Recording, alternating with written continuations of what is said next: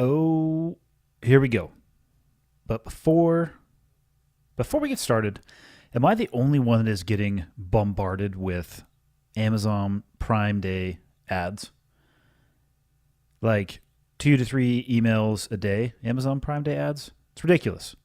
I don't need any more excuses or barriers to spending money in my house. Thank you very much, Amazon. All right? I get it. I can shop for anything I want to, never have to leave my house.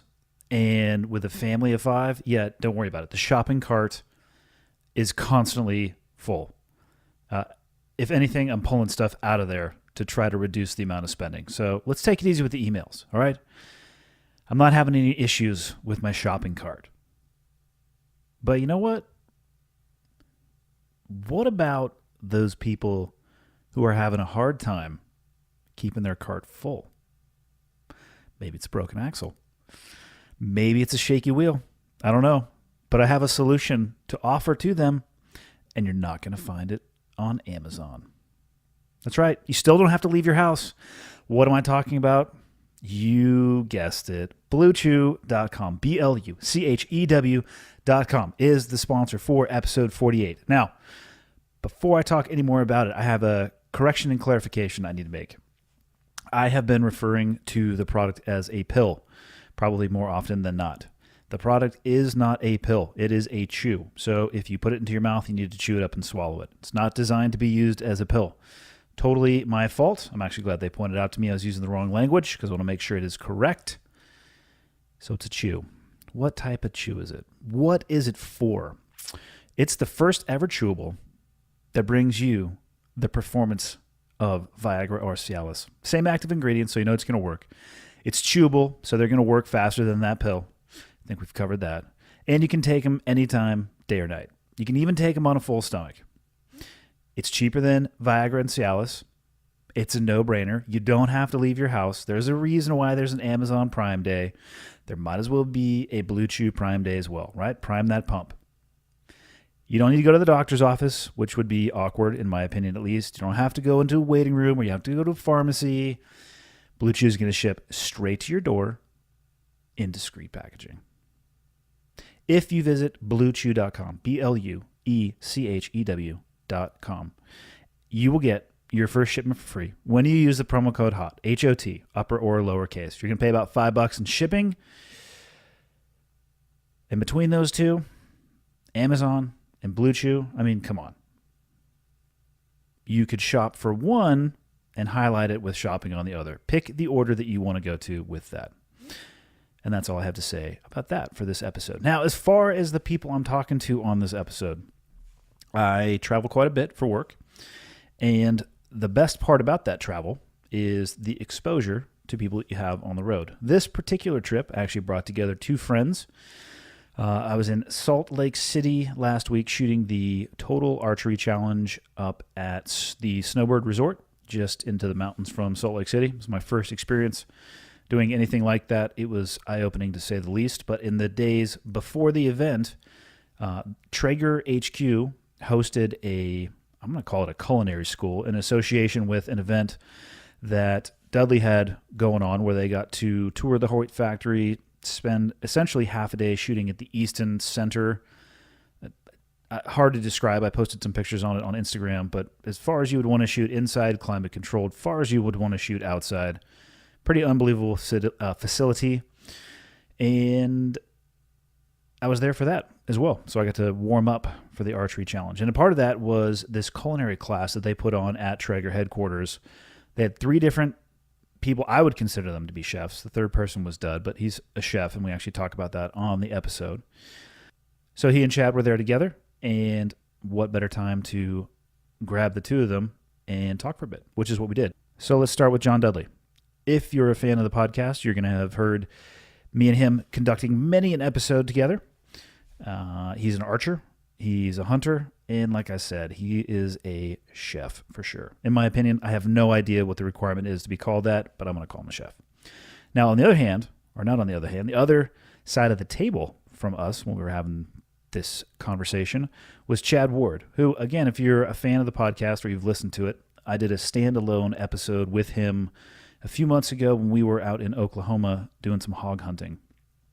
He is not an archer, but has expressed the desire for that to change. He has taken his crossbow out with Dudley one time and got a hog, with which he then cooked, of course. And he is, how would I describe him? He is the Yoda of barbecue. He owns a barbecue company called Whiskey Bent Barbecue, and it has sauces and rubs and all sorts of crazy accessories and flair pieces that you could ever want if you're into the barbecue world. He works for Traeger, and we are going to refer to Traeger quite a bit in this podcast. Just for clarity, I have no professional relationship with the brand. I'm a huge fan. I'm friends with some people that work there, but I'm talking about it when I talk about it from a place of just enjoying the product. I don't make a dime from Traeger. I just like how the food tastes when it gets off. Back to Chad, though. So he works for Traeger. I don't know the exact capacity, but I know I think he might actually run the chef portion. And if I'm wrong with that, Chad, my apologies. Bottom line is he's an unbelievable knowledge base. He is my number one go-to. He's actually the only go-to for recipes. Shoot him a text, and I really don't think I could stump him. We talked about that a little bit in the episode as well. So those are the two guests. We happen to be in the same place. Might as well grab the time together and use it in a useful manner. And today's episode, we talked about quite a few things. We were kind of winding up the event at the Traeger headquarters, getting ready to roll into the archery event. So we talked about barbecue stuff. We talked about archery for a bit. But I would say for me, the most important thing that we talked about is something that Dudley and I have been kicking around between our ears for the last year. It has started over a very basic conversation, and it has built into something that I'm actually really proud of, and I'm really excited to see where it can go. And I'm not going to give it away in the intro because I'm going to let you guys listen to it. We explained what it is that what we have created. Yeah, and I'll let the podcast speak for itself. What I will say is this. There's a portion of the podcast where we're talking about this, and I solicit for email to start laying the framework for an event that we want to do. I'm dead serious about emailing me. Hit the contact button on theclearedhotpodcast.com. Write me an email in relationship to what we talked about on the podcast. Hit the send button, and I'll get back to you because we're going to do it. We've talked to a couple brands. They're all excited to do it, and I think we don't have a choice at this point. I'm too fired up about it to not do it. And I won't say any more. So we were varied topics all over the place for about 2 hours. It was a great time. Great to sit down with both of them. This is episode number 48 coming at you. Okay, got the red smoke. Gun run, north and south, west of the smoke, west of the smoke. Okay, copy, west of the smoke. I'm looking at danger close now. Come on with it, baby, give it to me, I need it. You're cleared hot. Copy, cleared hot. Me and Chad cooked two 2-pound tomahawks the night before you got here, and they were dynamite. They were. We just did a backyard grill with some friends. We went over to T. Steeze's house and literally fired up his Traeger 22 in the backyard and cooked a pork loin, etched pork loin. Then we did 2 tomahawk steaks. Then we reinvented we kind of made a pretty awesome little asparagus. What all did we have in that? It was the asparagus, and then once it was done, we hit it with some Asiago cheese, and then cut up some caramelized pecans. Chopped up some caramelized pecans real thin. And then for the I did a broccolini with smoked crispy bacon that we did. Did a smoked crispy bacon with which mushrooms did we go for? I'm trying to think. Spider mushrooms or something? Yes, yeah, because we wanted the shiitakes. They didn't have any Yeah, shiitakes. yeah. Or we wanted morels. Sorry. Yeah, the morels were dehydrated. They look like Dehydrated. Yeah, they look terrible. Yeah. I'm like, no, that's not going to happen. So we improvised, and they were, God dang, that was a good meal. Holy crap. Well, and it doesn't take very long. No. So I'm sitting through the class that both you guys put on a separate class yesterday, and when Matt was talking about the brisket, what is it, an hour per pound? Around that's a general ballpark, about an hour per pound for beef brisket. Yeah. I mean, pack a lunch. So you're planning for that, but you guys just went to the grocery store and threw down a meal. Yeah. So how could that long cook, a 12-hour cook, be your favorite? That's ridiculous. I think it's just because I guess brisket's always been. Think about my background as a competition barbecue guy. Brisket's the toughest category. So I think I've always just kind of held it on a pedestal from what it meant, from kind of what I did, to not really saying that if you put a beef rib, a tomahawk, and a brisket in front of me and said, what do you want to eat? I'm going to pick the tomahawk, then the beef rib, then the brisket. I think I like cooking and teaching brisket because it seems like when people are starting in barbecue, that's the one they really want to master. And so when you can teach them and walk them through it, and they hit you up with that DM or they send you a picture, they're like, dude, I finally did it. It's super fulfilling because I think it is one of the harder cuts to cook. So, and plus, I mean, I think it's kind of funny when people are like, I hate brisket, I can't stand it. And I said, you're either vegan or you've never had it cooked right. Yeah. You know, because it is one of those things that just gets, especially in restaurants, just gets totally bastardized. Well, they make it's sitting there for the day. It's not like Yep. they're able to say we're serving brisket at 7:00. Yep. And if you have a table between 7 and 7:45, you're gonna have a good brisket. But if you're there at 3:00 having brisket, and then you're having brisket at 9 at night, Yeah. that's not the same. No. That's two different meals.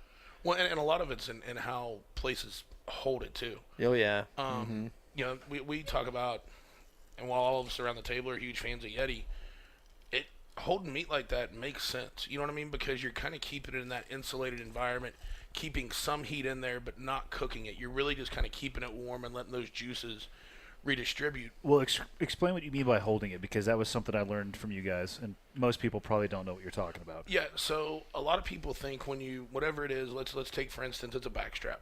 When you pull it off, you know, you've smoked it, you've seared it. When you go to pull it off, you know, you kind of want to pull it off for about 5 minutes for that size cut and let the cooking stop. Because what happens is if you don't let it stop and you wrap it in foil and let it hold or let it rest, it's going to keep on cooking. Are we talking only brisket right now, or any meat? No, any meat. Anything. Like Yeah. even like something like a pork chop or a tomahawk, you want to let it quit Okay. cooking for a couple of minutes. So I'm messing that up right now, I can tell you. I literally take my Yeti with me to the Traeger and go, Yeah. all right. And literally, it's just, you know, when you're out there, you've got the timberline, Mm-hmm. put a piece of foil over that cutting board on your hopper, and literally just let it sit there, Okay. you know, 3-4 minutes, just to kind of let that cooking process stop, and then you can throw it right in the Yeti and kind of let that hold time happen. But it depends if you're pre-planning for that increased cook. Like when I do mine, I'm pulling mine at like 6 degrees less than what ideally I would like to be slicing and serving at. Whereas, Yeah, I do you the know, same. so I mean, if I'm pulling, you know, say I'm pulling at a medium rare, but I really like eating at a medium, if I literally am gonna wrap that and then rest it in the cooler for that 18 minutes that it takes me to cook vegetables, I've just found for me and my timing on It works how long best. if I have vegetables prepped sitting in an iron, you know, sitting either on an iron grate or sitting in bowls, I can literally pull, wrap, zip up, throw those on, literally either turn a little tailgater on that I normally have a cast iron skillet in, because those littler grills will actually get hot faster. Well, now you look at the Ranger that has the actual cast iron That thing's grate money. built into it. Yeah, then you just literally Game have a over. sear top. Yeah. Because that's what I've been doing. Off the grill, vegetables go on. When the vegetables are done, everything comes out. Undo the... For clarity, for anybody who's lost, because I have a feeling we've lost some people, we're talking about putting the meat into a cooler. It doesn't have to be a Yeti, No. but into a, would you say, a small cooler? Is this sponsored by Blue Chews? It is. This one will be. So we're talking a lot of meat. I mean, this particular meat, though, you want it to be soft. So it's Yeah. not a Blue Chew moment. Do not put a Blue Chew in your Yeti before you put your soft meat in Correct. there. Put it in a cooler. That's what we're talking about for the holding. Yep, and even if, you know, you're just getting into it and you don't have a cooler, I always tell people another great place to put it is an unlit oven. Okay. Because, you know, obviously you've got a little bit of insulation in an oven, so it'll kind of help keep some of that heat in there. And, I mean... What about a microwave? I was going to say you can also put it in a microwave that's obviously... Don't turn it on, but... Okay. Yeah, those are 3 things you can do. And what you're really trying to do is, to boil it down to the basics, is if you pull it off and you don't rest it you don't hold it, and you go and you cut, you're going to notice all this myoglobin that comes out. This, people call it blood. It's not blood. This is the 21st century. Like, we know how to butcher animals and bleed them out. All that red that comes out on your cutting board is myoglobin from the actual muscles. So when you see that, that's all your flavor and all your moisture. So the whole reason for holding and resting is stopping the cooking process and then letting those juices redistribute into the grains of the muscle. So when you slice it, Every you get single all that piece good, has good. the same consistency. You find in the when you open the cooler though, like it's in that, what'd you call it, myoglobin? Yeah. It's in that, like Yes. on the foil. Do you then pour that back on top of the cut of meat? Yeah. What I'll usually do is kind of leave it in the foil, and then once everything's sliced up, kind of take it out of the foil and just kind of run it as drippings over the top. I'm seriously getting hungry again. I know. Yeah. I will tell you guys, I'm already planning on our next Oklahoma trip. You know, Torsten gave me a hard time about not cooking enough green vegetables. I'm getting my green vegetable game on point for the next trip. What are you going with? I'm not going to tell you yet, dude. But I'll tell you what, Torsten's not going to get one potato the whole trip. Damn right. I'm into I get this. behind that. He's Yeah. going to go. Trevor's He's going to gonna go all flip out. roughage. I think we're gonna have a pretty solid. We're gonna have some solid crew there for that. I think I was wanting to talk to you because Traeger actually is helping with that part of my lease payment, because they kind of want us to run a couple people through there that really need to get introduced into not only the hunting realm but also just, you know, people that they think would be great to teach to cook and would enjoy it. So I think we're going to do a little military group. We should. Yeah, probably get Brian there and maybe get a couple other slayers there.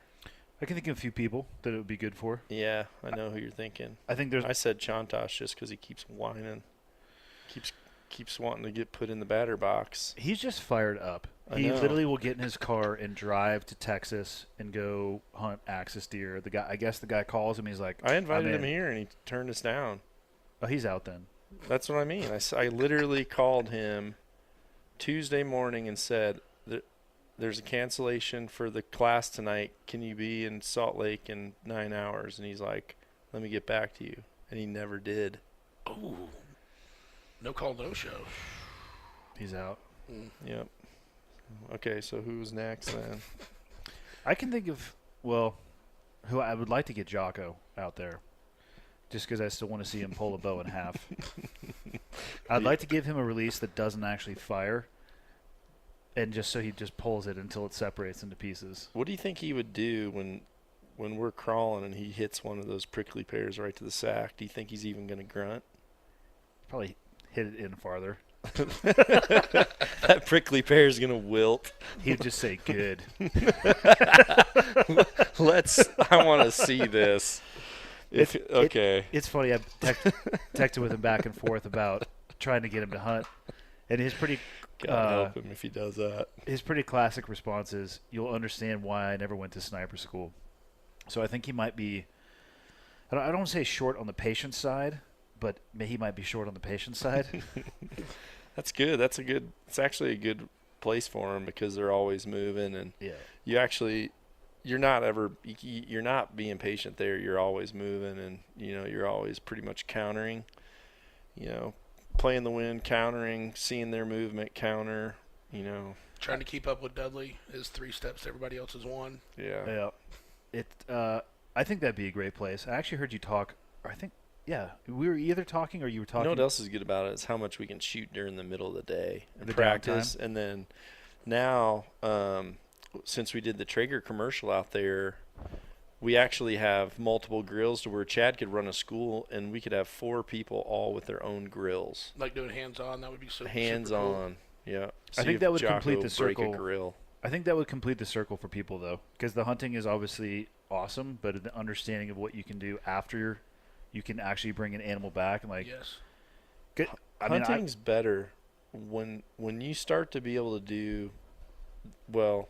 I don't want to act like I know what I'm talking about with cooking because I really don't. Last night I felt like a cover band that got asked to go up on stage after Metallica and the Chili Peppers performed, and everyone's yelling encore, and then they just kick this cover band from like the local town out on the stage. That's what I felt like when I started talking cooking shop after Chad and Matt Pittman did their thing last night, but it really does. One of the things I told everyone, it really does make you want to get an animal just for the purpose of challenging yourself to see how much better you can get on cooking a certain type of thing, because there's been things that I've shot and I've sent them to Chad and I've said, dude, check this out. And he's like, holy crap, man. But then this trip, when Chad and I first hooked up the first day, he actually told me, he goes, hey, remember when you brought that elk leg last year? And I said, yeah.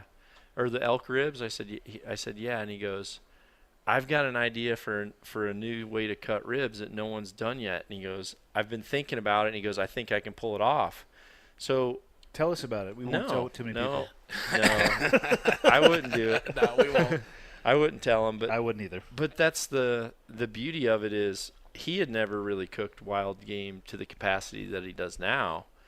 But now he's actually trying to change certain elements of his game to be able to tailor to really wanting to try a completely different meat, completely different source. I almost wonder if you did a competition where it was like just a fully open category, where the judges opened a box, and it could be ribs, but it could be a freaking little, single bite tomahawk slice, or, maybe it's pulled pork, but and then all of a sudden or like it's a pulled, like a pulled sandwich or something. And then they're like, they eat it and they're like, holy crap, what is that? And you're like, actually, that's neck meat. Yeah. You know what I mean? Well, it's funny. I'll go back and tell you a story about that.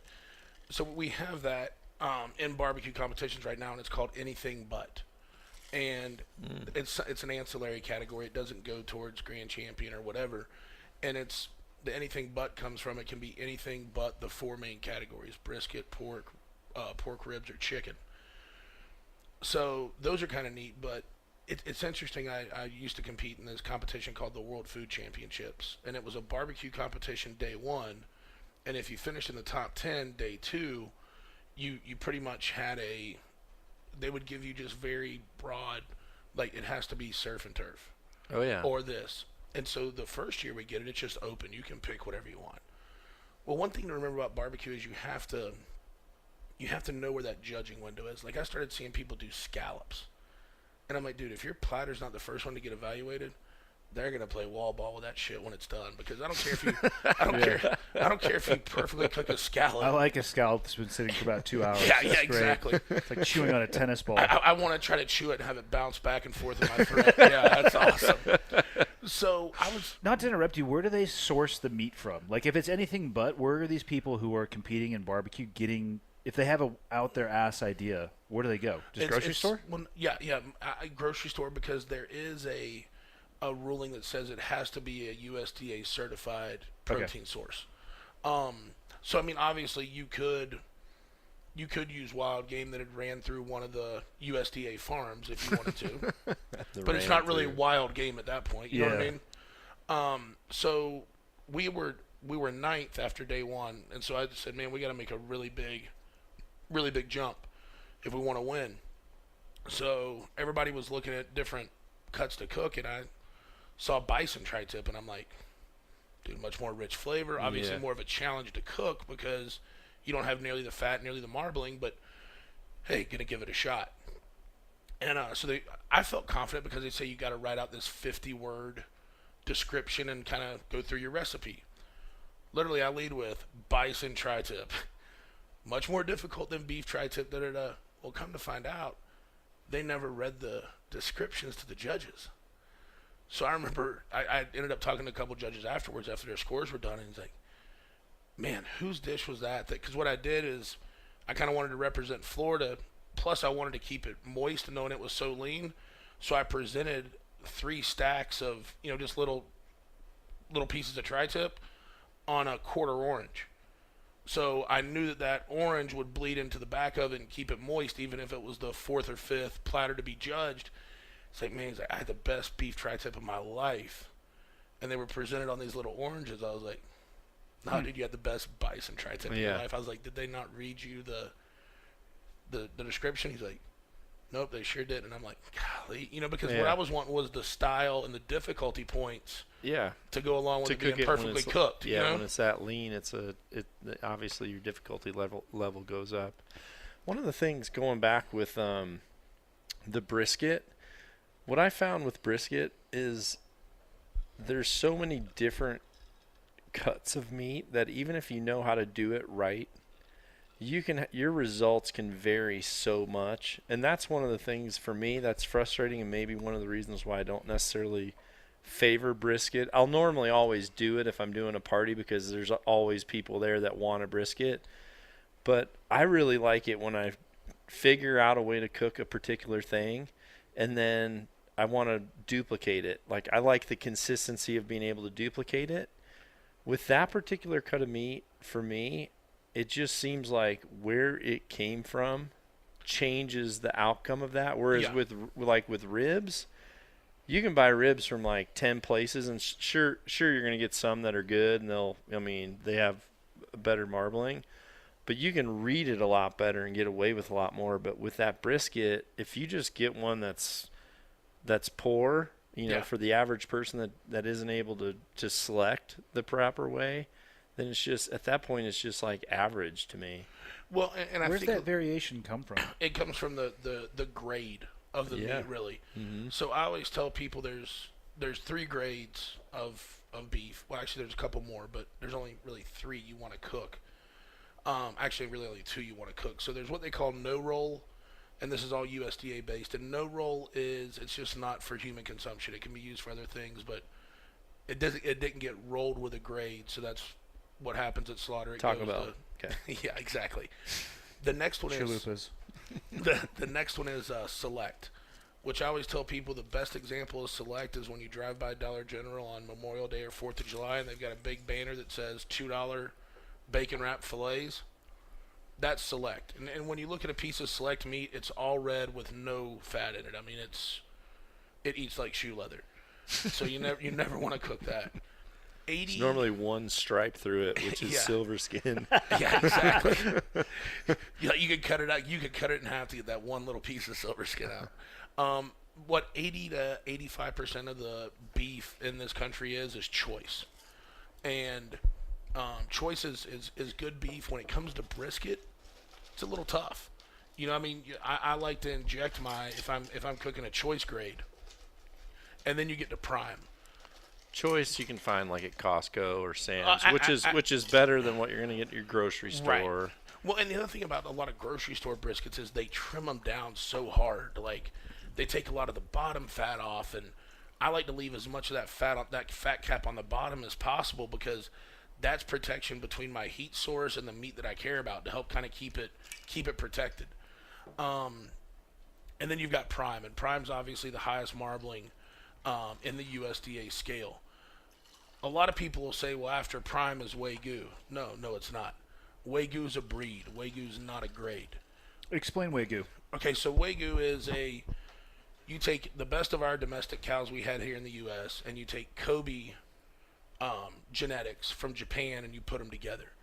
And that's, so the reason Wagyu and Kobe both have so much more marbling and so much more flavor is a domestic cow, your Herefords, all your beef generating cattle, once they go on a feedlot, they can put on marbling for about 150 to 180 days. After 180 days, you can keep feeding them grain, but they're just going to put on what we call ass fat. You know what I mean? None of it's going to go into... Is that with the duck? None of it, I've seen that commercial. none of it can Ass go fat. really into the Right. into the meat, into the marbling. So people all the time ask you, man, why does Wagyu cost 3 times more than domestic prime? It's a pretty simple equation, because guess what? Wagyu can put on marbling and muscular fat up till 500 days on grain. Because of the genetics. Because of the genetics. So think about it. If it's on grain 2.5 to 3 times longer, It's 2.5 Then a domestic- times 3 feed Yeah. bill. Yeah. yeah, it just costs that much to feed it out. There is another category of meat. So, Okay. Dudley's looking at me as if I'm going to roll into a Blue Chew ad, which I'm not. I remember distinctly being in Afghanistan in the chow hall. MRE. Okay. No. In the chow hall every Friday was surf and turf. Or actually, you know what? It could have been Sunday. I might be speaking a little bit out of school. It was either Friday or Sunday. It was surf and turf, which was breaded shrimp, I think, because it had a shrimp tail. I guess it could have been stapled on something else. Oh, man, I almost spat that. And steaks. And I remember walking, and it's funny, all of the people who worked in the this particular incident where I witnessed this other grade of steak. All of the, or most of the people who worked in the chow hall, they were Kenyans who were flown in.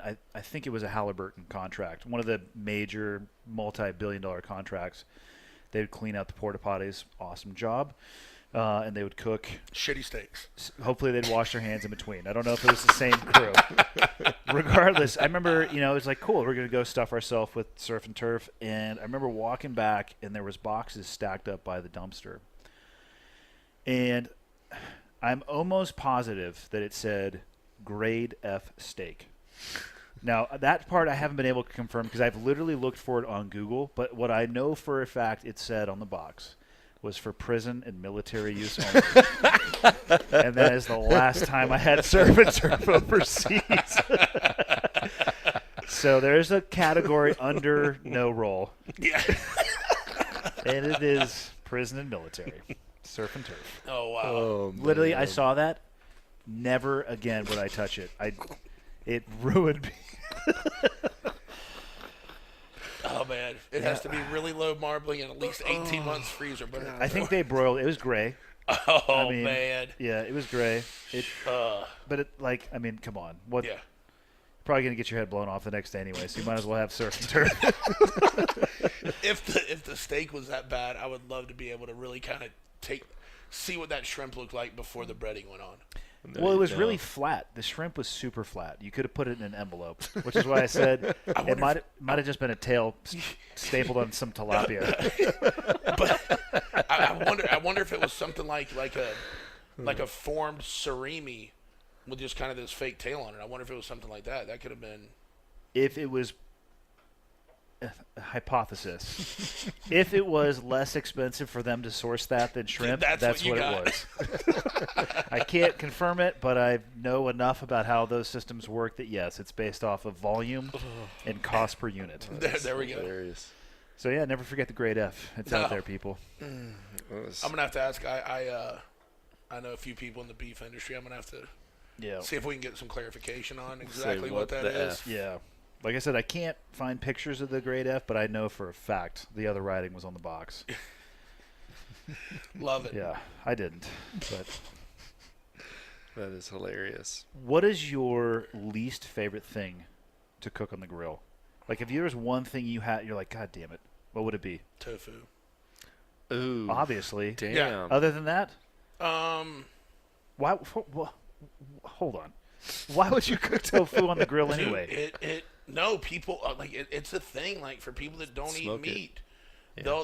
they'll kind of reverse sear tofu, like smoke it and then sear it off to get the char on it. All right, okay, I can get behind that. I'm not trying to. No, I'm not getting judge. behind. I'm Yeah. not getting behind that at all. I mean, it's a technique. It's not a technique I want to do or I care to do. So What else? Okay, so that's number one. Let's go top 3 things you don't ever want to have in that anything but box. probably frog legs, just because there's not much there. What?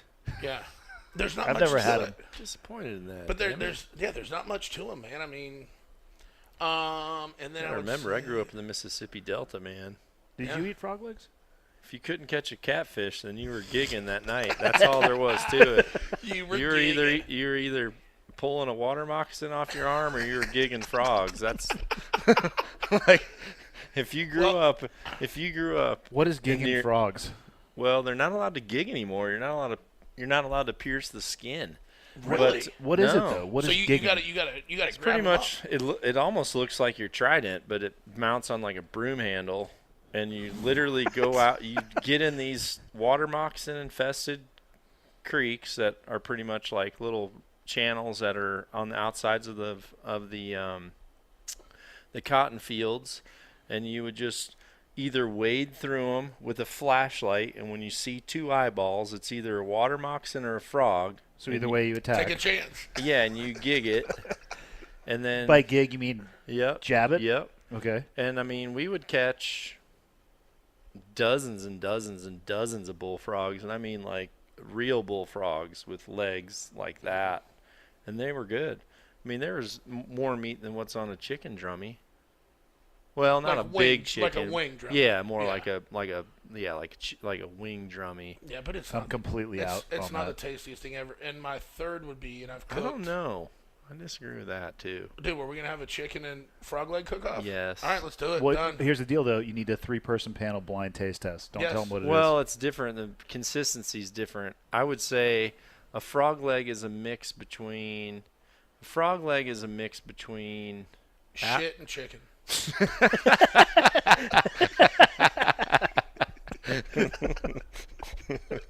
No, I was gonna say it's a mix between alligator, and I was trying to think what else it would. Alligator and catfish. That's probably a good one because it doesn't have the sweetness to me of alligator. Dude, we're gonna do a freaking good frog leg recipe. There's no way it's between shit and chicken. Closer to shit. I've never had one. There's no way in hell I'm eating a frog leg. Damn so. right you will. No, I in absolutely- France, frog legs are the bomb. We should have had. Yeah, I actually would rather starve to death.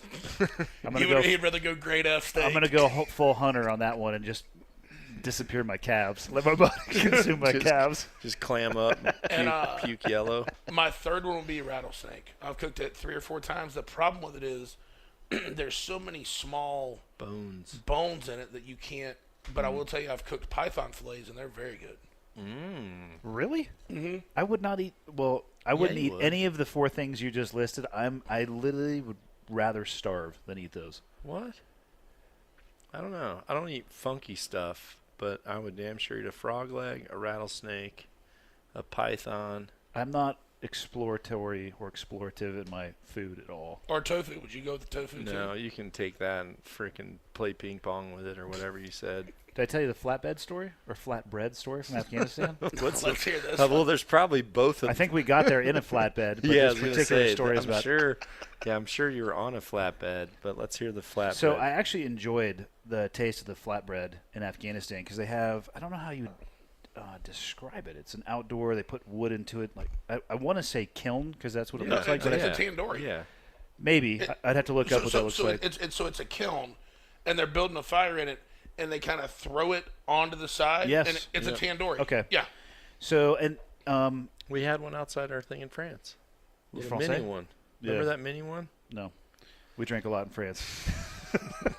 I think we do that everywhere we go. Yeah, Yes. potentially. But we did a lot of traveling around and talking to villages, and they'd always come and they'd bring you food. You're going to get tea that is sweet enough to make you a type 2 diabetic instantly. In Afghanistan? Yep, you do. It's called Really? KLEs, Key Leader Engagements. Wow. Surprisingly enough, bullets don't solve all problems, and you actually need to be able to. The goal of what we were trying to do was secure the populace and create a safe haven so they can grow themselves and then defend themselves. So you spend a lot of time talking with the tribal elders. Every time you do that, they're going to probably bring you into your room. You're going to serve you tea. The bread starts coming in.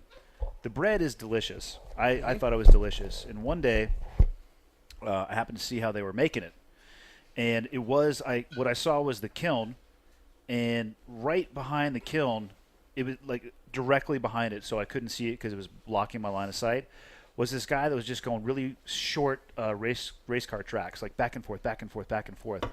And I couldn't figure out what he was doing, and I think I had to go outside to take a piss, whatever it was. I changed where I was looking at it from so I could see what he was doing. And what he was doing was kneading the bread with his feet, which he probably hadn't washed in like a month. And that was the last time I had any Afghan bread, too.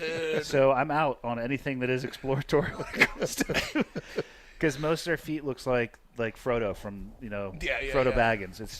It's bad. Not a lot of not a lot of toenail maintenance out there. I never saw a shower in any of the houses I was in. I'm just going to leave it like that. I really liked it with Nutella. but I don't do foot bread with Nutella. Foot bread. I don't do it. I don't care if they cook it on the face of the sun. I'm not eating foot bread with Nutella. So you think at least one of the guys that did that had athlete's foot? I don't know. If I would have stamped one of those out for someone, I can guarantee you they got 21 days to live. Oh, man. They'd be like, is this shredded Parmesan? No, that's just flakes off my pinky toe and That's the why- bunion on the inside of that. I'm like, I'll take ranch dressing, and that's it. I have very narrow standards when it comes to what I'll eat. I'd rather starve. That's a Southern thing, though, man. Ranch dressing with everything, that's... I'm not into that. Oh, dude, I'm so into I remember when Hidden Valley Ranch first came out, and you got that shaker with it, and you mix that buttermilk in there, and you Yes. freaking had to shake it up. That was OG. That was good. That was OG shit. That right was there, yeah. actually good. Once it came thick in the bottle, I was like, I'm out. Well, it had, like, all the sweeteners in it. Like, yeah. Yeah, I was out. But that old shaker, you bring back that Tupperware shaker with the packet and some Yep. buttermilk in there, I'm down with that. No, But for sure. yeah, definitely not in the. Once I had to go to the big salad dressing The old bottle. squeeze dog. Yeah, nope. I can now check off that we've talked about salad dressing on the podcast. Have you That's ever been- Didn't have know we you- were going to go down this road. Have you been to many places just like exploring barbecue down through the South? I've been to some. Like, I've been to Big Bob Gibson's there in Alabama. It's really good. I'm talking like not known places. Have you ever just gone on a walkabout? Oh, yeah. I mean, that's what I grew up around. Like, there's a place in my hometown called Jimbo's. It's been around 65 years. You know, it's not going to be on any barbecue crawl list, but it's still the only place where I'll eat a full spare rib, not a rib that's been cut down into St. Louis style rib. Yeah. And dude, it's perfectly cooked. Best hush puppies I've ever had in my life. I Just love those one of those places. places. It's got a metal pot in the middle of the table with a bunch of brine and homemade brine pickles on the table. You know what I mean? Free of charge. That sounds legit. Yeah, and it's one of those. You remember those old places where they had this kind of long menu, and the lady'd come over and she'd grab it and she'd just put a check mark with the pencil here, here, here, and here, and put it in the window. It's that kind of place. But like, to me, that's what I think. That's where my love for barbecue came from. Was just enjoying that smokiness from Jimbo's, and they cook on a old wood burning oiler pit, Oyler, out of, I think they're out of Texas. I can't remember exactly where, but just a big pit that you just throw a whole bunch of wood on. And so I kind of grew up on that as where my grandpa ate barbecue, where my dad ate barbecue. And so those kind of places, actually 20 miles over, we got a place called Peebles, which is just this little small shack, man. But you'll have 80-year-old, and they're only open like six months out of the year. And you'll have 80-year-old people standing in a driving rainstorm waiting to get in there, and it's barbecue and a piece of white bread and maybe some baked beans. And when it's done, it's done. But people, I don't like it, but people think it's really good. But What do you like outside of barbecue? I'm assuming you like foods outside of that realm. I'll tell you what, like, to me, like, because I cook so much barbecue and I smell it all the time, it's probably one of the least things I eat. Yeah, I would agree. Yeah. But What's your go-to? I kind of started this keto thing, but before that, pizza. I mean, really, really good. By but the way, like we're getting ready to jack up that keto thing you're on because Annie and I decided on the way up this elevator that we're going to get some pizzas in this room tonight and destroy them. Keto pizzas, though. They're keto pizzas. no kidding. Yeah. So good, I don't have to eat that salad that I got at Harmon's downstairs. Well, you could. You can. Yeah, you You can sprinkle could. it on top. Otherwise, you can eat as much pizza as you want, and Andy and I will both hit you in the jejunum. There's many ways to do this. But no, I think Italian food's really good. I want to get off that topic immediately. But also, man, I'll tell you, I know you guys spent some time in France, but I worked for a French software company for about 2 years, and their passive aggressiveness absolutely drove me up a wall. But their food is second to none. Just the classic way that they cook, the amount of just flavor they can extract from almost anything. I love French cuisine. And even more than that, though, I kind of like that whole, like, one of the best places I ever ate in France was down there on the French Riviera, but it wasn't a classically French place. This was actually a guy from St. Martin from the French side that had kind of done a Caribbean French fusion. Yeah, that would be pretty dynamite. Dude, amazing. I'll tell you what. God, do they cook on Hawaii? Yeah, they do. I mean, shout out to Hawaii. Honestly, if I had to pick one place to go where I knew I could just eat really good freaking food, Hawaii would be it. Those places nailed it. Yeah. I mean, I ate at several places. One of them was just a hotel, and I was, what the? I mean, well, one was the motel. Yeah. And In Lanai? Yeah. Yeah, we ate there too. How good was that grocery store? Oh man, the grocery store like put Whole Foods to shame. It was really ridiculous. did. It was ridiculous, dude. Did Well, you see that Yeah, Insta story I did on that where cook? you were going and grabbing They had everything. like the ahi tuna section in the back. You could get these bowls. It was unbelievable Yeah, the amount of fresh poke food they and had. Yep, the poke bowls. Yeah. Oh, well, We have potato salad. They had like 4 different styles of poke right off the freaking boat. I'll tell you guys. Speaking of poke, the Oh, if sorry. if Are you're you speaking of poke? poke, yeah, whatever.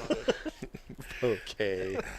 The Dang it. if you're ever in San Diego, a couple of buddies of mine own Valley Farm Market, and they've got Oh, we'll be there. fresh poke all We'll the be time. there in 2 weeks. We'll be 2 there weeks? in 2 weeks. Are you gonna come? Do you want to cook in the parking lot? You know me, cooking in parking lots. I can't say no to that. Well, there we go. Actually, Just don't take it farther than that. You'll be okay. Actually, I may because that's the weekend.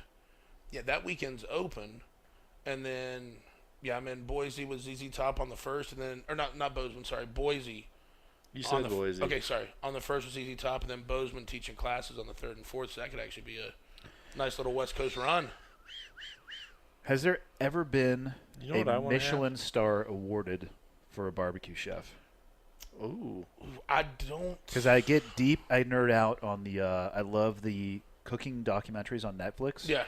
And I don't know a lot about the Michelin stars, but I watched this one. A guy got 2 Michelin stars in his first year, which apparently is unheard of. Yes, it's amazing. But it got me thinking. I mean, that's cool. I guess moderately controlled environment. I'm sure some things could go wrong, but is it possible to get one on a barbecue, like a barbecue chef? I can't answer that. I don't know, but I will tell you, guy that I know, Tuffy Stone, Cool Smoke, is actually getting inducted and doing his cook at the James Beard House next week. So I do think while you look at kind of it being elevated more and more barbecue, and I want to say Chris Lilly's cooked at the James Beard House. There's been some really good barbecue guys cook there. What is But the James Beard House? Kind of like I don't want to say it this way. Then don't. It's kind of a little bit of a step below. Michelin's more of a worldwide. Yep. While I would say more James Beard is very U.S. based, but you got to be legit as hell to get the invite to cook at the James Beard House. I mean, Is there any reason you couldn't get a Michelin star with a bar? Do you have to have like a physical? No, I've never studied it. I couldn't tell you exactly. Because between so the what two of you, requirements are. between the two of you, I mean, one of you should at least. You know, it would be fun sometime, and I've been wanting to do this. I like anyway. Michelin tires on my RAV4. We should Immediately upgrade the RAV4. we should find a It's Harry's. we should find a cool place somewhere in the country to do like a one weekend pop up restaurant. Bullshit. No, not happening. Do we have a fixed We menu? need- let me tell you what we need. We need to do an awesome shipmobile that's a food truck where we tour the U.S. and it's one night only. In and that we- city. And we vaporize. Have I shown you a picture of the Do Awesome Shitmobile? No, You haven't seen it? I don't. Dude. Oh no! Yes. Imagine something like that where you just roll up. Have you ever seen a trailer that has that Yeah. swing armed on the back? I do remember seeing that. Yeah. That That'd logo be the behind way the to do Traeger it. is quite solid. I don't know. I'm not really big into awards. No, but I just think it would be cool. Like, I mean, let's I would talk- love to see people's faces when they get to experience something that's different. Yeah. Imagine being able to just do it. That would actually be super cool. I would say you could pick 2 weeks and just hit a different I place. got an idea. I think I want to just go on a killing spree. And then literally. That's not a new idea. No, Okay, I was trying to hide it. But wouldn't it be cool to just literally travel the U.S. and just for free just pull up and just offer people? Can you do it legally? Can you just offer wild game if it's no one's paying for it? If you're just cooking in a parking lot I think maybe. and you're not charging, What we if you do just it. said? What if you just put it on social media? This is where I'm going to be. Come check it out. You don't charge for it. And maybe You're you good, just did, right? maybe you just did like a quick one-page consent form that they signed. You hand them the sandwich. Just to protect yourself. That would turn me kills off it. to that Yeah. experience. Really. Well, I'm poorly. just trying to. Damn it, it's not going to work with Chad. He's out. Oh, no. I mean, I was. Well, how trying to- how could you make that above board? I mean, is it because of the fact it's wild game and doesn't go through the USDA? But if you're not I think charging if for it- you're not charging and you had a disclaimer, kind of eat at your own risk, wild game, processed and Well, cooked. I see a lot of people. You've done it before. Where it's just like, hey, I'm coming to this town. Let's just do a meetup. Oh no, me and Dudley in Austin when I shot my first hog with a See, crossbow. that's the same thing. Why not do that? We We did did it. it. We We did did it. it. We So, done yeah, did that- it. We and- done did it. So you Gone could- and done it. So why you could link it?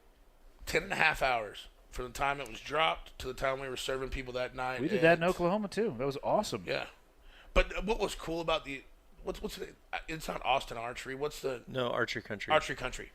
Like literally, we In had Austin. other food we were kind of handing out. But John, how many people stayed? 60, 70 people, Yeah. just wanting that hog to be done. Till 11 at night when Yeah. your hog got done. Yeah. You remember that one kid that grabbed the whole front leg and Yes. just ran? And he's What? walking around. Gnawing it. He had barbecue sauce from both earlobes all the way around That to dude, the front of his mouth. He looked like the Joker, and he had this huge bone, and he's just like freaking face deep in this thing, just chowing it down, smiling the whole time. So Yeah. what would you think of Travel Day? What if we based it out of cool archery shops? So there could Yeah. be that aspect. Parking lots. Parking lots at archery shops. Then Travel Day. Why don't we do it 10 on days on the road. Why don't we do it on military bases, dude? Let's ditch I that don't freaking know F if grade. the do awesome shit mobile is allowed on military No, bases. right outside. Actually, I can get on. I have a retired ID. Drive See, that shit right on there. I'd rather cook for troops. I would I too. mean, I mean, I No offense to everyone else who's not, but that would be I cool. can get behind that as well. That's the play. Okay. I like that. Mm-hmm. Yep. Yep. well, If you're listening to this and you're in the military, send recommendations and we'll see if we can put together a map. It'd be fun to do a tour, dude. I think we should do a 10-day tour, so that would be 5 bases with a day to drive in between them. Yeah, that'd be awesome. That'd be great. Yeah. Well, We could do 2 weeks. Yeah, well, easy. it was- If you're in the military and you're listening to this, send me an email. Go to the clearedhotpodcast.com, hit contact, and let me know where you are. And we're going to have to pick 5 that we can at least chain together. Done. San Diego and Boston are not going to work. all I'll right? give up archery commitments for that in a heartbeat. Okay. Yep. Pretty I sure love it. Traeger will allow me to take the time to do it with you guys. Yep. Already got one on the back of the do awesome know. shipment. You're going to Did hear we a ever- bald eagle in the distance. That's how you know it's close. Oh, we need to do that. Instead of the trucker air horn, it needs to just be a screaming eagle. Do they make one?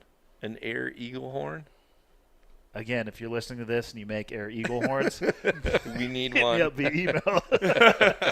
That would actually be really, really cool. And I bet you we would have enough either active or retired people to stack hunting camps forever. Let's Just do in it. the interest alone. Let's do it. I'm doing it. Okay. I'm whacking. Well, I'm thinking of what I'm gonna whack. I'm gonna That whack sounds some good. buffaloes. I'm gonna whack some elk. Oh. I'm gonna whack. You I want to do a love full cooking buffalo. You Oh, do? So, but yeah. does that geographically pin us to a certain area of the country? Like where No, can you we hunt can, buffalo? No, we can, I'll we do can it. harvest it, cool it down on Yetis, and take it where we need to go. We don't have to do it fresh. We can Yeah. butcher that sucker up. 'Cause Wrap it, because freeze a it. lot of that wild game too is better after it's Yeah, been it is. bled we out. need- Like so fortunately, Sloan from Yeti is all fired up to deck out the DASM. Yeah. Hashtag. It's no big deal. Couple 210s on the back, Mhm. rolling with. We need the pull behind Traeger though. If we're gonna get a full buffalo cage, dude, we'll do the what we'll do is we'll do the big insulated barbecue 200, How big is it? and we'll hang the whole thing. So we'll take all the racks out. I'll leave the very very top rack in, and we can put like 6 hooks into the carcass, and just have it hang down in the whole cook cavity. Oh, damn. I am not dude. following a single thing that he said. So no, think about it. So you've got this big box cooker, right? How big is it? It's The size of this right here. okay. Did you That'll fit in the back of the trailer because it's a toy hauler. wait? Did you This is Did awesome. you walk out? Did you walk out on the deck at This HQ podcast where started everybody out was slow, cooking? but ended All right, awesome. so when you Ended. We're not done. I know. when you Ending. walked out where we had all Ditch. those Traegers, right in that corner, that big box that was right there, that big box smoker. I think there's a big curtain separating that. No, no. I meant the other side, like actually where the culinary kitchen is. No. Okay, then that we have one there. We had to crane it up onto the second floor. It's kind of cool, but depending on the height of It's the- pretty tall. do When awesome did I shit. come and do the takeover at Traeger last year? Chad, do you remember when that was? Was that summer? I don't, but that's the first time we had anybody ride a bull Traeger. Well, now and it's boy, a did we thing. take that next level last night. Yep. Yeah, Dang right you we guys were- did. Yeah. But no, what I was talking about is feeling so good. if anybody Don't wants to go look at it, criticize. just go to TraegerGrills.com. When you Oh, go to here it is. smokers, you can see it's called the Com 200. Oh, this is our Oh, you actually sell it? Yeah, and so it's just a big box like this. And so you would take all the racks out of it, leave the top rack in, so you could use what we call meat hooks. That's Chad's first hog. You ever see that thing? It looks like a kitten. Now, No, it's, well, I it had was to, shot perfectly to fit in the grill hole. exactly with Yeah. loudmouth shorts on. There you go. Yeah, he cooked that sucker whole. That's it, right there. Oh, nice. We ate that thing about midnight, and it was awesome. So we have to plan and figure out how we're going to stock the Yetis, though, and then hit on the road. Yep. Oh, dude, don't even sweat that. That's a minor detail.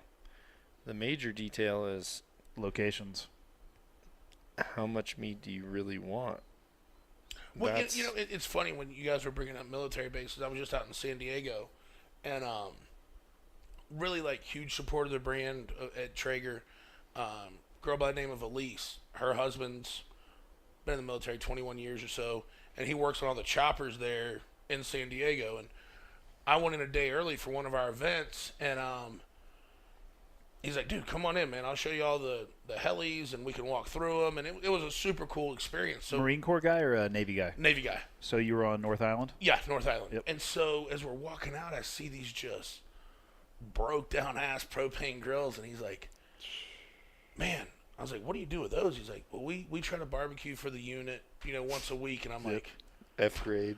bullshit. Like, Prison and Did military. they- use. you guys go kick those things over. I'm going to send you 2 Pro 34s. You know what I mean? Like, Yeah. it's like, man, when we get opportunities like that, if especially if it's something where they're, a command unit is doing a once a week barbecue and you're cooking on something that's just crap. I mean, we love to be able to help out at Traeger and do that kind of stuff. The military is very good at a few things.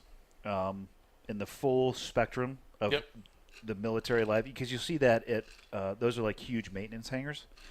And we used to have 'em even at the SEAL teams. We'd have, Amazing. I mean, yeah. they're crazy, but all of the money is dedicated towards keeping the helicopters flying. Yeah. Same thing at the SEAL teams. We would have Webers. I don't actually know who pays for them because I actually don't think there's money in the budget. If it would fall under a category called MWR, morale, welfare, and recreation.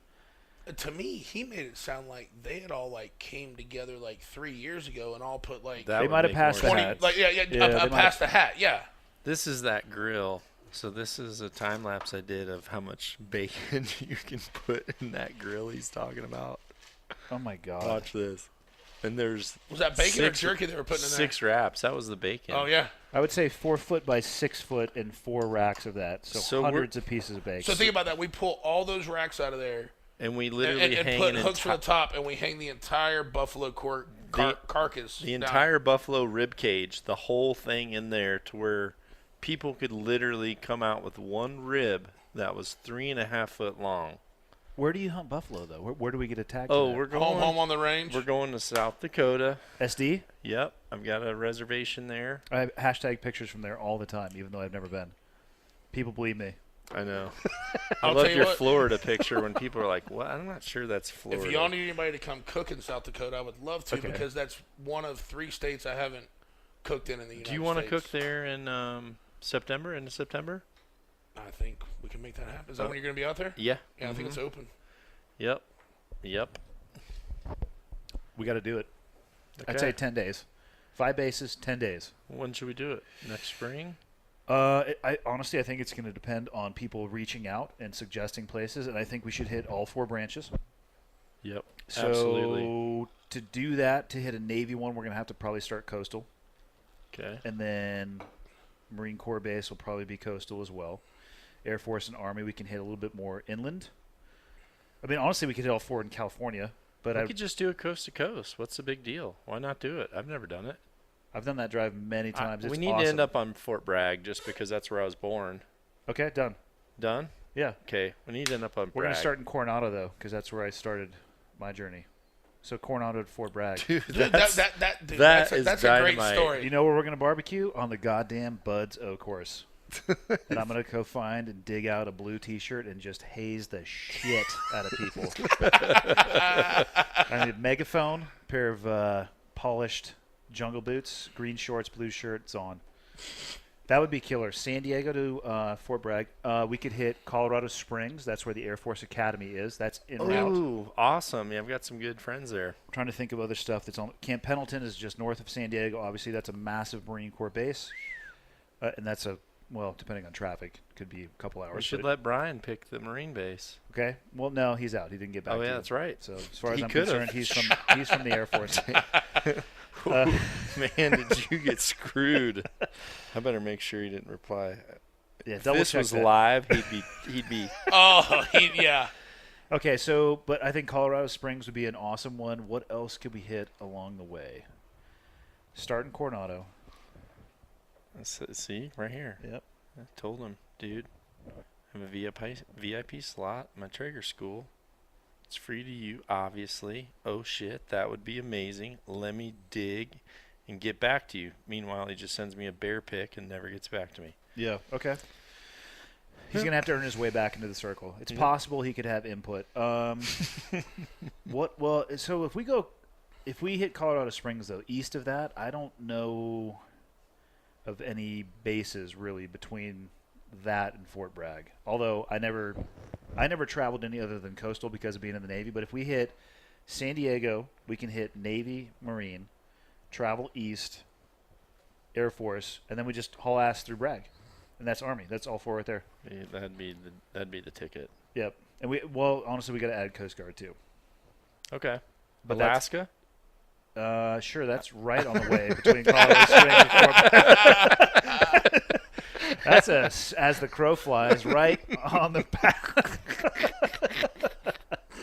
Just when you think you have a good idea. Yeah. Well, that's coastal again too. I know a guy who was in the Coast Guard. I'll ask him.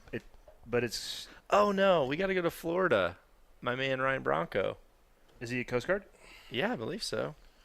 Well, now we've taken gonna this be thing from pissed. San Diego to No, he's Florida. not. He's Navy. We- But I know That's he's what- down but in he- there. but Nashville. But here- Jacksonville, if it's Navy. Here's the deal, though. That's what the Do Awesome Shitmobile is designed for. It's a Done. mobile podcast studio. There's 4 queen-size beds in that thing. It's a toy hauler, so we could probably fit 15 massive Yetis. We could probably honestly fit 5 or 6 Timberline. What are they? The 1300s. 1,300, yeah. Cargo strap all that stuff down and just roll. Dude. We got to do it coast to coast. Well, when that's done, then maybe the Do Awesome Shipmobile, we should do a quick barbecue contest before you head back. Ooh, what the hell? That sounds really cool. Wrap up that tour, then just... Here's the deal. I don't want any frog legs in that competition. No, there won't be. All right, good. I guarantee. I mean, I'm going to commit right now to doing that, Dud. Are you in? Heck yeah, I'm in. Okay. Heck yeah, I'm in. I think we just laid out the course, too. So I need to know from somebody listening a Coast Guard base in Florida. That would be a good place. We could do the competition maybe right outside of it. Yeah. Yeah. Okay. That- And archery shops along the way. yeah, he's going to be pissed. Archery shops along the way to do wasn't. some meet and greets and pull out some timberlines and cook. Do He's a Caesar guy? some more quicker cook type stuff. That'd be awesome. Where are we going to end up with the final cook-off? At Whiskey Bent BBQ HQ or? Man, we don't have that big a parking lot. But we could find somewhere to do it around that Central Florida area. What if we go to Hoppy's? Oh, Hoppies would be God, awesome. that'd be awesome. That would be So let's do awesome. this then. 10 days. Hoppies got do, the land. Yeah, let's but do- it would be right in the middle of turkey season. Let's do We've 2 got some weeks. logistics to work out. It's going to take us 14 days. I think otherwise we'll be crushed. Yeah, but that would be all of my give back time wrapped into one big package. Yep. I'm totally cool with that. And dude, can you imagine the content? Oh my gosh. No, there probably wouldn't be any good stuff. No, No, I'm just. I mean, it would be so much fun. God, I just love to hang out with people that want to smile and Yeah. Well, cool stuff. And speaking of that, and I'm not trying to create a awkward segue, but Continue. This sounds good. isn't that what like the last This 2 days? is just going to be the first FRA tour is what this is going to be. Like, What's FRA? I see how you baited me into this. You actually opened with it, so why don't you explain what that is? Gosh. Because by the time this comes out, it'll be live. Oh, my. And That's here's the right. cool thing. I've seen a hat, I've seen a shirt, and I heard 15 seconds about this. You so ready? I'm going to be like a really great listener You doing this now? wanting to hear this. Awesome. Yes, please do. All right. Well, we need to. I think you got to say where this originated, Tell the story of where it started. where it started. So in August of 2017, we met for the second time. First time doesn't count Yep. because I was time traveling. Me too. Where was that first meeting with the time travel? if I may Vegas. ask? Yeah, I woke up. Oh, was that I don't know. I woke up across the room from Lee Ferrigno in a someone's suite with the snooker table and a ice sculpture of natty lights with a bunch of those shrimp tails. That'll happen once in a lifetime if you're lucky. Once Well, in a lifetime chance. That's when it happened. So we met the first. We met at dinner with Joe. okay? Apparently, I decimated Under Armour's budget at a dinner. I didn't realize that it happened. Really? I had met Joe earlier that day. He was having breakfast. I was out at the SHOT Show and I saw him post something from there. I was like, "Oh, hey, dude, what's up? Are you here?" He's like, "Yeah, we're having breakfast." I'm like, "Cool." I'll swing by and say hi. Talk to him for like 5 minutes. He's like, "Hey, come to dinner." I was like, in my head, I'm like, "Awesome for you to offer. There's no way that I'll hear from you again because you're probably a busy person." Around dinner time, he's like, "What's up, dude? We're going to dinner." I was throwing craps on a serious heater at Caesars. It actually no, it was the Venetian. Wherever Joe was staying, because he walked by me as I was throwing dice. He was like, "Dude, let's go." So we go to dinner. Apparently at the table, I had to meet Remy Warren twice too, because he was at the table too. I don't even remember the UA guys that were there, but I remember I was like, "Joe, you have me on your podcast, dude. At least let me buy you a drink." And he said, What would you drink if it was just you here?" And I said I would do Patron Silver shaken over ice with an orange wedge. So we had a few. Apparently Dudley came in later in the evening, but that was where the Shane Dorian video comes from. Was from that night. Yep. So later on, I'm shooting in my backyard, and I was going through D-loops, and I was asking Joe. I was like, "Hey, does your Silverback do this to your D-loop?" He's like, "No." But here's Dudley's contact information. So I hit him up over text. I think you were driving to Minneapolis to fly to Switzerland. Heck if I know. That sounds I like don't some know. Dudley shit right Yeah. there. He's like, "Hey, take a." I was like, "Does it do?" I was like, "Hey, this Joe gave me your number. Just wanted to know if I'm doing something wrong, whatever it is." He went to Switzerland. I was going to Madison for the CrossFit Games in 2017. He's like, "Hey, swing by afterwards." So I left the CrossFit Games, showed up at his house, and Sharon was sitting there designing the. So literally, you met this guy at one dinner Yep. and talked to him on the phone a couple of times, and you said, "Hey, when you're done We there, texted. swing by It's, the it's house." 2018. You don't talk. You No, Yeah, well- we talked and text. Mixed it up. Sorry, I didn't mean to, but I was Yeah. just So I show up at his house. I just think that's cool as hell that Dudley'd be like, "Hey man, yeah, come on by, dude." You know, Well, He's a very generous person. he is. So I show up to his house. The first night we just hung out and chilled on the back deck. I think Not it one was drink? I think Cash. it was a dual test. It was cash. We hung out. The next day we started shooting, and Sharon was working on the design for the knock-on Evolution shirt, which starts with just an ape, right? Yeah. And it eventually ends up with a guy with a compound bow. People have no context or sense of humor because they got ridiculously pissed at the shirt, like they thought it was some subtle meaning other than just the evolution of bows. Evolution of weaponry. Yeah, but I digress. I was just shocked at the comments that I saw I actually think I made a post. I'm offended at the people who are offended at this shirt because it's so ridiculous. But we were shooting and just kind of walking back and forth on his grass. And I said to him, like, dude, you need to make a knock-on shirt that says Free Range American. And he's sitting there and he just was thinking, or we just kept walking. We were pulling arrows, and then we walked back to, I think we were shooting 100 yards on the elk. And when we got back to the shooting line, he was just quiet for a second. He's like, you know what? That's not a shirt. That's a brand. And so that's where the idea started. And it didn't go anywhere for a long time. Yeah. 6 months, 8 months, something like that, I think, until we wrapped our head around it. Well, we actually hit it. The cookie was in your first hat. Correct. Yeah. Or the Really? the Easter egg. It's been in that hat. The Easter egg was in Andy's first hat. Yep. Yep. And if you like, Because it's been a continual conversation. Every time we see each other, we come up with something else that represents a free-ranging American. Like you are, 100%. What you do in your lifestyle, a lifer in the barbecue world, you're literally free-ranging American. Go anywhere and do it. Want to Yeah, do it. You're Yeah. exercising your Yes. freedom to cook awesome shit. Yeah. No. which is the Which is frog legs, I guess. no, it's not frog Or legs. tofu. God damn it! reverse Don't go sear. down the. Python. That thing. So at its essence, to me, what it means is, I often hear people, or read people and hear them in my head, Yeah. complaining about or bitching about freedoms or lack thereof from the safety of wherever it may be. Maybe it's an office space, whatever it might be. People talk a lot about Their freedom. parents' basement. Maybe, whatever it might be. But what I would like to see more of is people exercising their freedoms instead of talking about it. Because to me, if you don't exercise them, they have no value, Yeah, which is what Free Range American stands for. It stands for put your phone down, close your computer, and go outside. And it's not a motto. It's a fucking mission statement.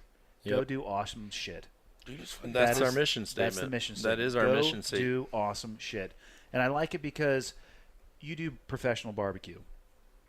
You're off doing awesome stuff. You're traveling around. People don't even realize how lucky we are to be able to seamlessly travel wherever we want to. do what we Essentially, love.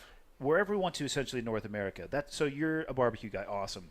I know some very cool people in, I don't like the term extreme sports, but we'll use that term.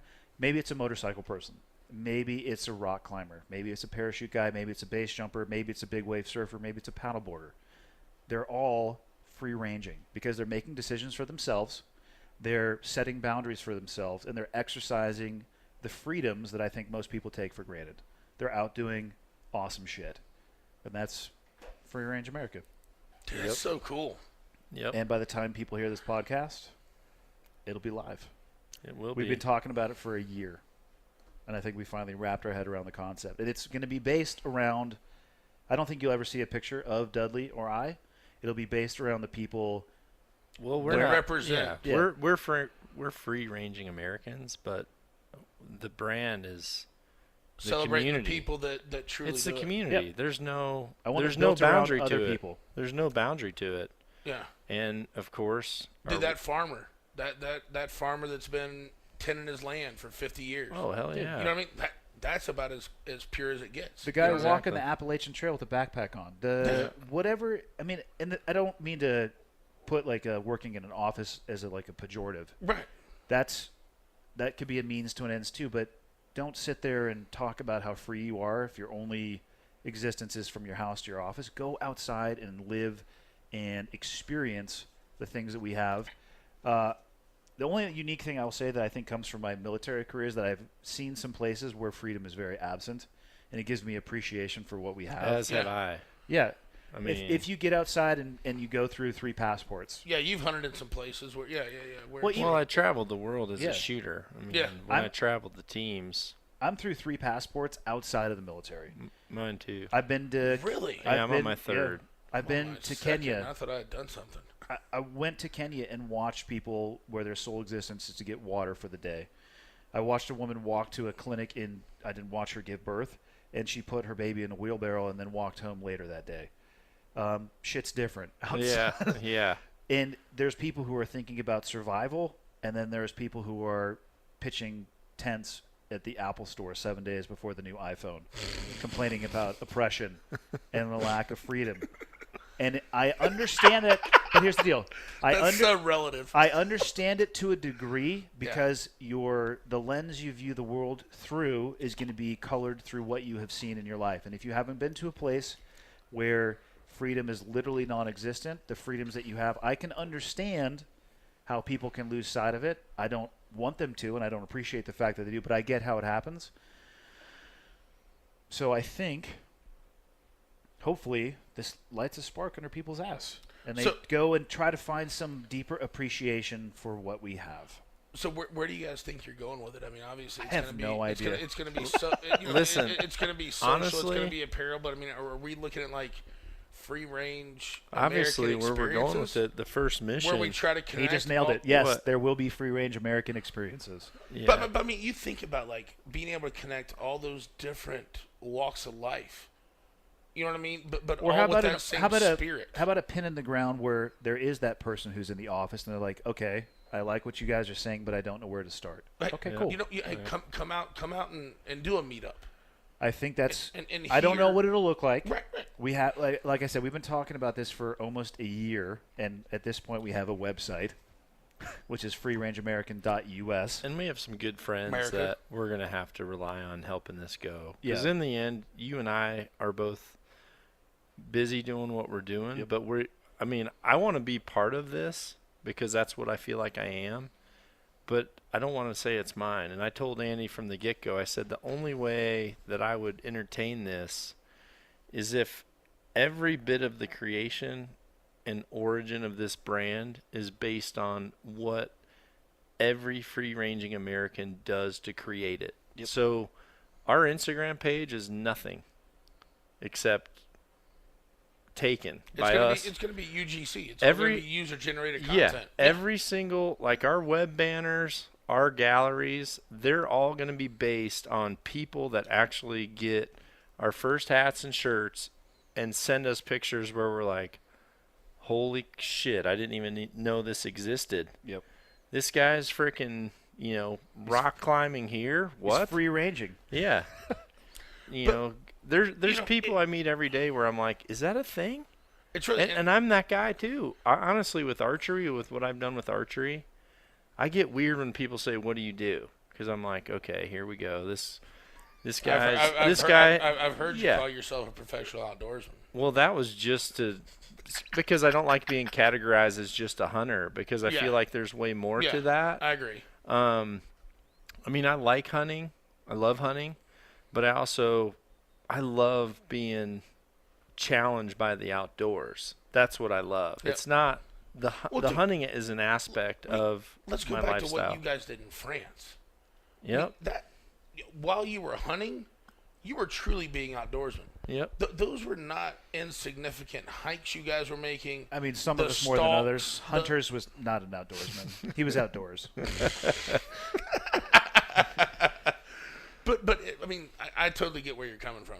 But so, to answer the question about experiences, all I can say is at a very broad level, yes. I don't think we fleshed that out at all. Mm-hmm. But I would like nothing more than to have a gathering of people with like-minded beliefs and pursuits And interests. and want to learn. And the question I get the most often is, where do I start? And it's generally around archery. And I'm like, hey, I'm not the right person to ask. Go this direction. Well, what if that person was there and we bring in specialists from all these different areas with knowledge and experience outdoors, and we can have people come and learn, and then we go do awesome shit outdoors, and we send them back out into the wild. Well, and the other part I think is the different types of being free range. That's Like, my favorite shirt right there, isn't it? As a red one? guy Oh, that damn, it is. I love this one. as a guy It's my that favorite. I shot the course in that today. Did you really? what is it? Let me see. This is my favorite one. Dude, It that's just says do badass. awesome shit under the eagle, baby. Can we get that in a 4XL when you guys do? Yes. No, Yes. you can work your way into a 3XL, and you can have one. Hey, no. Hey, I'll tell you what. I will. That's my favorite one, the blue one. No, that red. No, The blue one you wore in the new Killcliff commercial. that's a good one. Blue one's solid. Yep. that is solid. Freedom. But I don't know, Barklow's. I'm actually wearing that the day we shoot. Which one? Do awesome shit. No, the flag one. I'm gonna wear I was gonna do that too. The Land of the Free. Should we go? Should we go double Team door? Twinsies, Team twinsies. Yes. But I also think when you talk about that, and you talk about these experiences, like, so I grew up in Florida, so free range to us was saltwater flats fishing, deep sea fishing. Dude, there's no boundaries. But Yeah. you know, I started spending time in Salt Lake City 2 years ago when I come out here and become an employee at Traeger, and I start getting around these very active people that talk about hiking in the mountains and this and that. That's something I had never. And literally, we had a executive offsite earlier this week over here at one of the state parks. I mean, and I'm sitting Well, there. I was just going to bring that up, I'm actually. sitting there in this pavilion, and I'm looking across and the lake, the mountains, and I'm like, I don't know that I've ever seen anything this beautiful. You know what I mean? Like, this is just, I mean, so it doesn't mean that you just have to be free range in your area. See the rest of the country. I think that's a pity, man, that there's people like, I mean, and you get around. But think of the people that have never left 10 blocks. Yeah. They've never seen that. But I was actually going to say, you know, you look at some of the people that are working there, and me, Sharon, and Harry went out with Denny on his boat, and then 4 of the girls from the office at Traeger. And I went out there, and, you know, Denny made it a mission to chuck me off an inner tube off the back of his boat. And then after all that, you know, they ended up getting out the wakeboard, and then they got the surfboards out. And one of the guys that was there, I don't know his name, but dude, he just like launches off the back of the boat and freaking just starts surfing the wake, yeah. surfing in the wake. And I had never seen that. Honestly, I've never seen that. Really? I grew up on a river, and I grew up kneeboarding was cool Yeah, then, which that's I a still kneeboard, and I Big love thing it. up by where I live is the wake surfing. Yeah, well, this dude was just doing it, and Sharon and I were sitting there going, "This looks freaking awesome." Yep. And then next thing you know, the girls from Traeger just freaking jump off the back, laying backwards in the water, just kick up on the thing, pull themselves in, and I was just in disbelief. I'm like, these gals are rock stars, just freaking surfing off the back of a boat on out here in the middle of this awesome lake. Yeah. And And right the there, mountains that's a around- I mean, perfect dude, it was thing. just- That's a perfect thing. There, I mean, That's my everyone favorite part is- about the brand is that Yeah. it's. I don't care what you do, just do something. It's broad. It's not. Do something It's- fun. it's not Exercise your exclusive. freedom. Yeah, it's not- Exercise your freedom. It's not exclusive. It's inclusive. I don't care if you're doing backflips on a motorcycle, or you're on a one-wheel skateboard ripping through. I think. I don't know. Hopefully, Or just making really long hikes to jump off of shit for Doesn't really, even matter. a really quick. it doesn't It even matter. doesn't even matter. Because you know what? You can go do awesome. It does. I'm not. I know 5% of the awesome stuff to do, and everybody Yeah. else can fill in the blanks. See, that's what I think. Yeah. I want to be. And- I want to and- be taken away by what other people are doing. What other people show that I never knew existed. Like people that say, I never knew about archery or was even interested until I heard you and Joe Rogan. Yeah. I want Yeah. to see these things where I just look at this and I'm like, holy cow. Yeah. Are Yeah. people really doing that? Well, and you said something just here a second ago that made me realize earlier in this conversation when you said, I don't like the term extreme sports. It makes it sound scary, right? Extreme, you're doing I crazy just don't like the stuff. negative connotation associated right, with it. Yeah. But it gets back to that. Get outside and do something. I mean, hey, Yeah. if you think it's be something cool to do and it seems a little dangerous, friggin' do it. Try it. You know what I mean? Like, if that's what you think. Think it through first. I mean, yeah. Yeah. I mean, who knows where it's going to go? Right. To me, I love it. We've showed it to a couple people behind the scenes. They seem to be very supportive of it. The back of that trailer, right? The Do Awesome Shipmobile, the front and the back has the huge Free Range American logo, which is why I've been very selective of the pictures that I've chosen to put up. But I think it's time. I think Dudley would agree. The time is now. We're ready. Yeah, let's do it. I mean, Nah, too late now. that's super cool.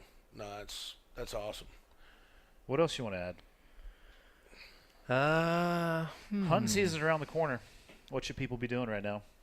Right now, Yeah. well, you definitely need to be Shooting. prepping. Mhm. Yeah, I mean, it's always nice when you're ready when the time comes. Anytime you procrastinate, negative things are going to happen. So I would definitely say get out there and start shooting. I mean, we are right now. We're out here at the Total Archery Challenge, just challenging ourselves, pushing the envelope a little bit, learning a few things. I took shots today I've never taken ever, angles I've never seen. Yep.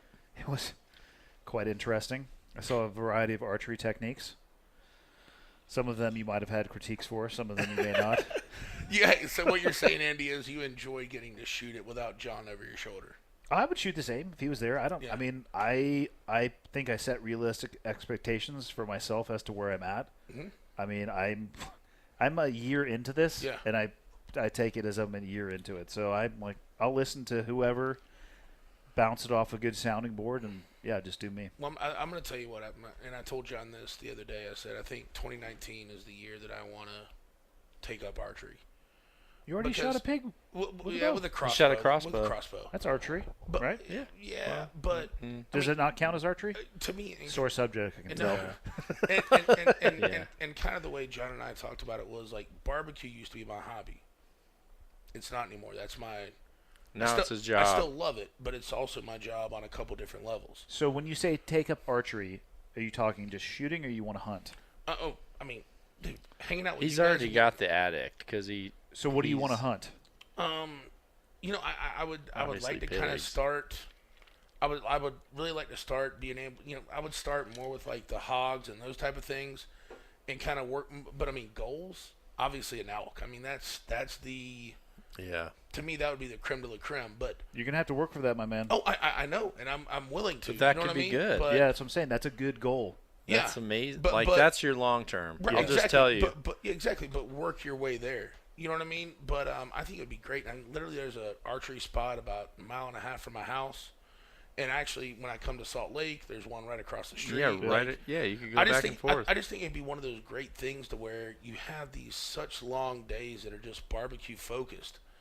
Even if during lunch, like Yalmar does, like Tyler does sometimes, just break out during lunch, take your bow down, and and to be able to have someone like John that says, dude, if you decide to do that, like I'll help you out however I can. Like It's called cheating. No, That's what people accuse me of, cheating. And I say, yeah, you're right.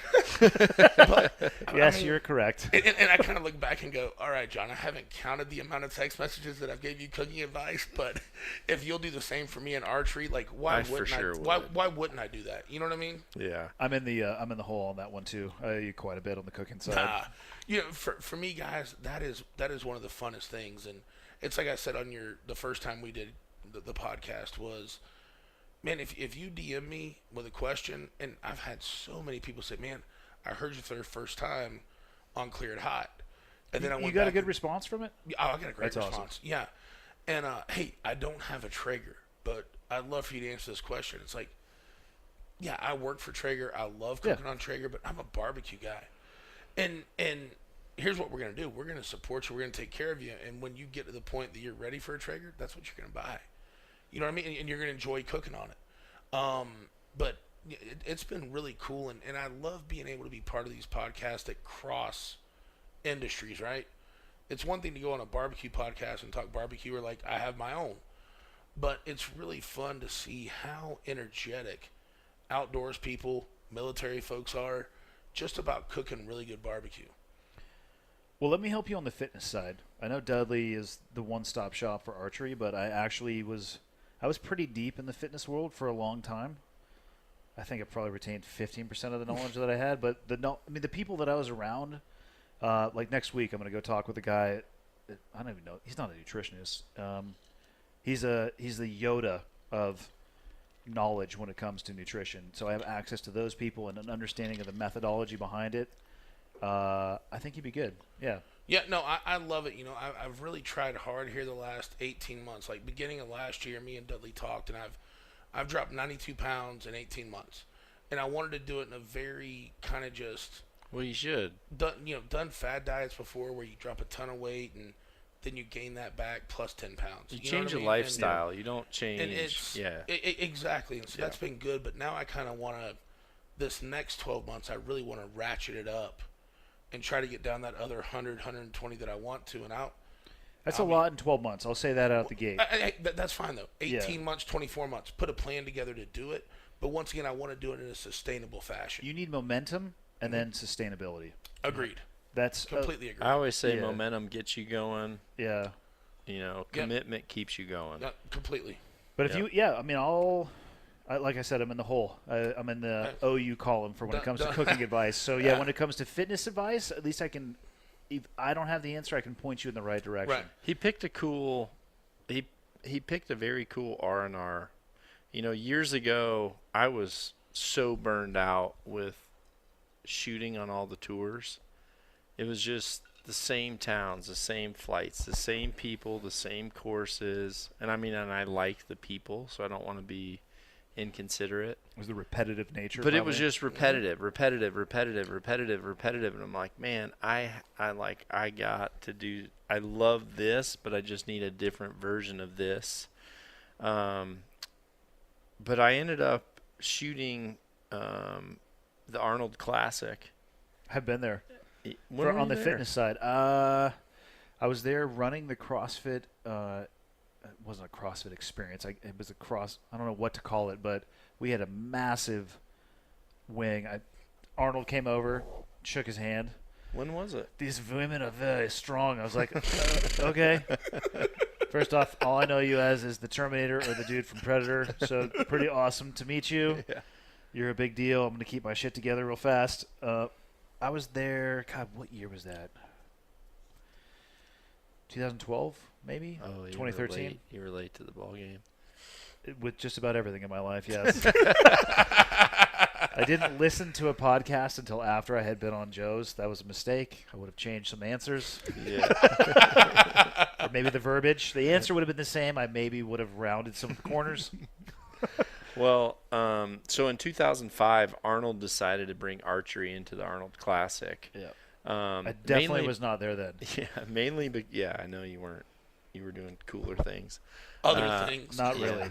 I was just doing other things, yeah. Yeah, well, so they invited a limited number of, top pros and top men pros and top women pros to shoot this archery event.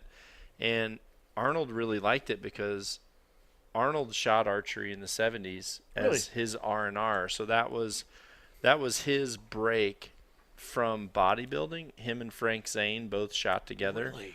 So Frank actually reached out to me and asked if he could get some lessons before this thing, because Frank and Arnold were supposed to have like this reunion of a head-to-head during our intermission. What type of archery were they doing? Like recurve? Oh, yeah. Okay. Yep.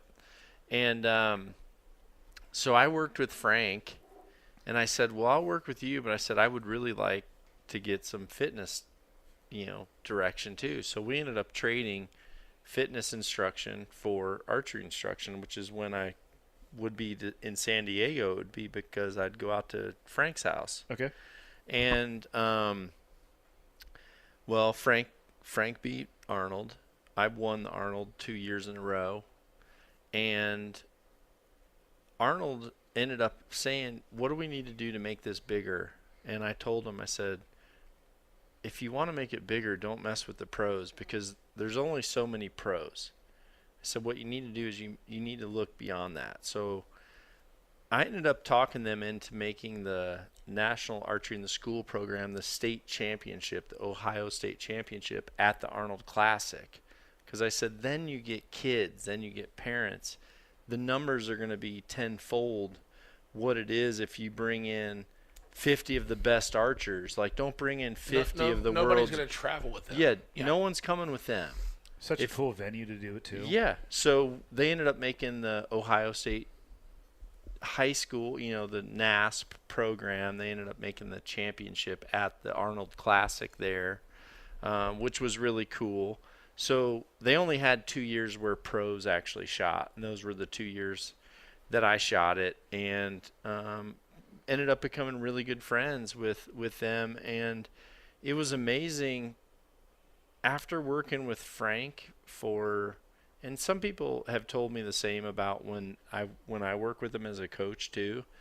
But when I worked with Frank for 2 days, I told him, I said, I feel like I've wasted 15 years of fitness in my life. Yeah. Because he's been through years of all the bullshit and the fads and everything else, and just got down to the nut and bolts of this is what works for people, and if you're willing to grind, you're willing to do this, and you're willing to be committed and have your goals, then this is what's going to work better. And I always felt, because archery became a job, fitness for me was my break. Your release. That was my release. Yep. And honestly, because I had 6 years of where my hunting was on television, my hunting became a job, which was unfortunate. And it's a big reason why I don't do it anymore. I still film all my hunts, but I'm not filming them for the purpose of TV. What do you do with all of them? I have them all. Yeah. Yeah, I have them all. I mean, It's always good to have at some those point I'll archives. put them out there, but I'll put them out there when I want to. Yeah. And that's the difference. But my fitness is like, that is my R&R. There's times where, like, I have my best ideas, I feel like, when I'm outside of my job. My job's archery. Yeah. But when I'm outside of that and I'm grinding, like sometimes I'll be in the middle of a workout and I'll shoot you a text and say, I'll just spit something out there because I don't want to lose the idea. Yep. But I normally get, like, my mind is clear when I'm doing something that's not related to my work. Yeah. My work is archery. Yeah, and I'll tell you something too. I know this is old school now that we got smartphones, but I always carry around. I left it in my room downstairs, just because you guys said come on up. But I always carry a small notebook around with me. Yeah. That's smart. And literally when I go to bed, I put it next to me on the nightstand, because there may be something where you're not falling asleep and something hits you and you just want to scribe it down, and you might not do a damn thing with it for 2-3 months. But you go back and I make sure every Monday I read through everything that's in that small notebook. So That's good. I kept notes the whole time I was in the military. Yeah. And it wasn't until after I was out of the military that people started hitting me up for public speaking. I spend probably a third of my year doing that, and everything that I talk about are things that I just took notes about. Like, hey, saw this today and somebody else, ... don't ever be that guy. Yeah, that's good. Saw this today, always try to be that guy. Great example of leadership. This guy is a douchebag. Name is underneath that. Yep, we won't use it. There's a couple of those in there. Well, you learn by example. Sometimes That's the this guy is a reality. douchebag had my name under it, right? Because I've made more mistakes than any human being all on the have. face of the goddamn planet. Some of mine were more catastrophic than most. That's okay though. It's neither here nor there. But I do the same thing. I have a stack of like 5 notebooks from my military career of just stuff that when companies hit me up and say, "Hey, can you talk to us about leadership?" Yes, I can. And it all comes from the examples, both good and bad, that I took the time to write down, because in that moment, Which is why that's the perfect motto for you too. yeah, The be the example literally is like been the pinnacle of who you are.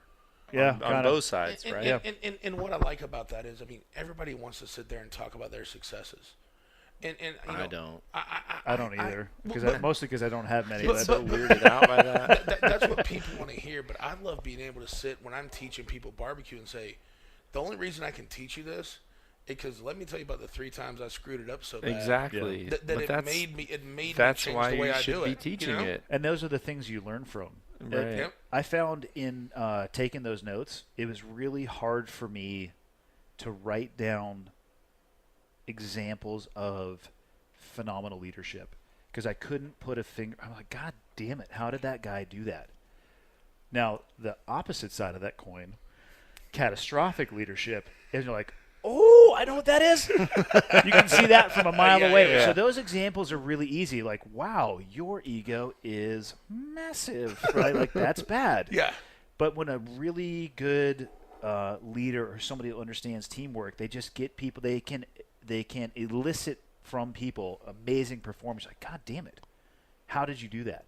Yep. It took me years to be able to sit back and look, and then like, okay, I know how that person's doing that. Yeah. The failures, though, they're easy, but there's a lot of learning that comes from that. You have to be able to juxtapose both. But for me, it was hard to figure out how people were doing it right, and very easy for me to figure out how they were doing it wrong. It's almost like when you see people doing it right, you just have to write down the adjectives and the characteristics that are making it right. And it takes a little time to process and go back and think about the moment. Think about what you wrote down and go, okay, I'm starting to see how it came together. And I also say leadership. If you just have this one way of leading, you're not listening to the people you're leading. Because this person needs a different approach. This person needs a little bit different approach. You know what I mean? Like, it's something where you can have these leadership qualities, but you got to know that you need to take this out of your toolkit to motivate this person. This out of your toolkit. Yeah. I mean, and I was fortunate to get to not do it like you did on a military level, but to do it in a turnaround and startup kind of business operations, to where you're going. Do you know what the difference is between business leadership and military leadership? Tell me. Nothing. It's the environment that they are overlaid into. The reason people want me to come to their company is to talk to them is because they think that we have some special sauce. And when I'm quoting them, I say, I have a special sauce. I'm going to give it to you. I actually don't. I'm very open and honest about it. Like, there's no unique definition for leadership inside of the SEAL teams. I say there's two. Actually, when I'm speaking, I'll give examples. I'm like, listen, there's two types of leadership. You ready for this? Good and Good. bad. Which I is haven't even awesome. heard this. Yeah. I haven't even heard But it. but this is as true as it gets. Good, also known as effective, and bad, also known as ineffective. Yeah. Yep. That works in the SEAL teams. That works in barbecue. That works in tech. People will hit me up all the time from companies. Do you think you could come to our organization and talk about used car sales leadership? Okay. Yes, I can. Yeah. And I'm a big fan of the Ford Tempo. Yeah, we can sell it. But here's the deal, though. And then I get up there and I say there's two types of leadership. Good, effective, bad, ineffective. And any other qualifying factor on top of that is known as an excuse. Yep. Yeah. That's it. Like, there's nothing unique. To be a leader, you have to be a follower. You have to listen to your people. You have to get out of the way of your ego. You can't be egoless. I haven't met that person yet. There's a lot of people who say that they aren't. They're called liars. But it's managing your ego. You have to establish a relationship with your people, and depending on the environment you are in, it can be close, it can be far, but that it's not unique. Yeah. People think the SEAL teams have a unique definition of teamwork. We don't. It's a group of people working together towards the common goal. That's it. We have a different way that we teach it and a different way that we train it, and I'll talk about that, but everybody knows the same stuff. I just have it from a different lens and a different perspective. Well, I think the other thing people don't think about when it comes to leadership is morale. Like, what are you doing to keep that those group of people that you're trying to lead? What are you doing to keep morale up? You know what I mean? Because if you have people that come in there at 8 o'clock in the morning every day and go, God, man, it's the worst part of my day. Those What do circumstances you have to read, because there's a big difference in those. Now we're getting into intellectual property. I'm going to have to charge you for the answer to this. But Can I say something before you dive into that, though?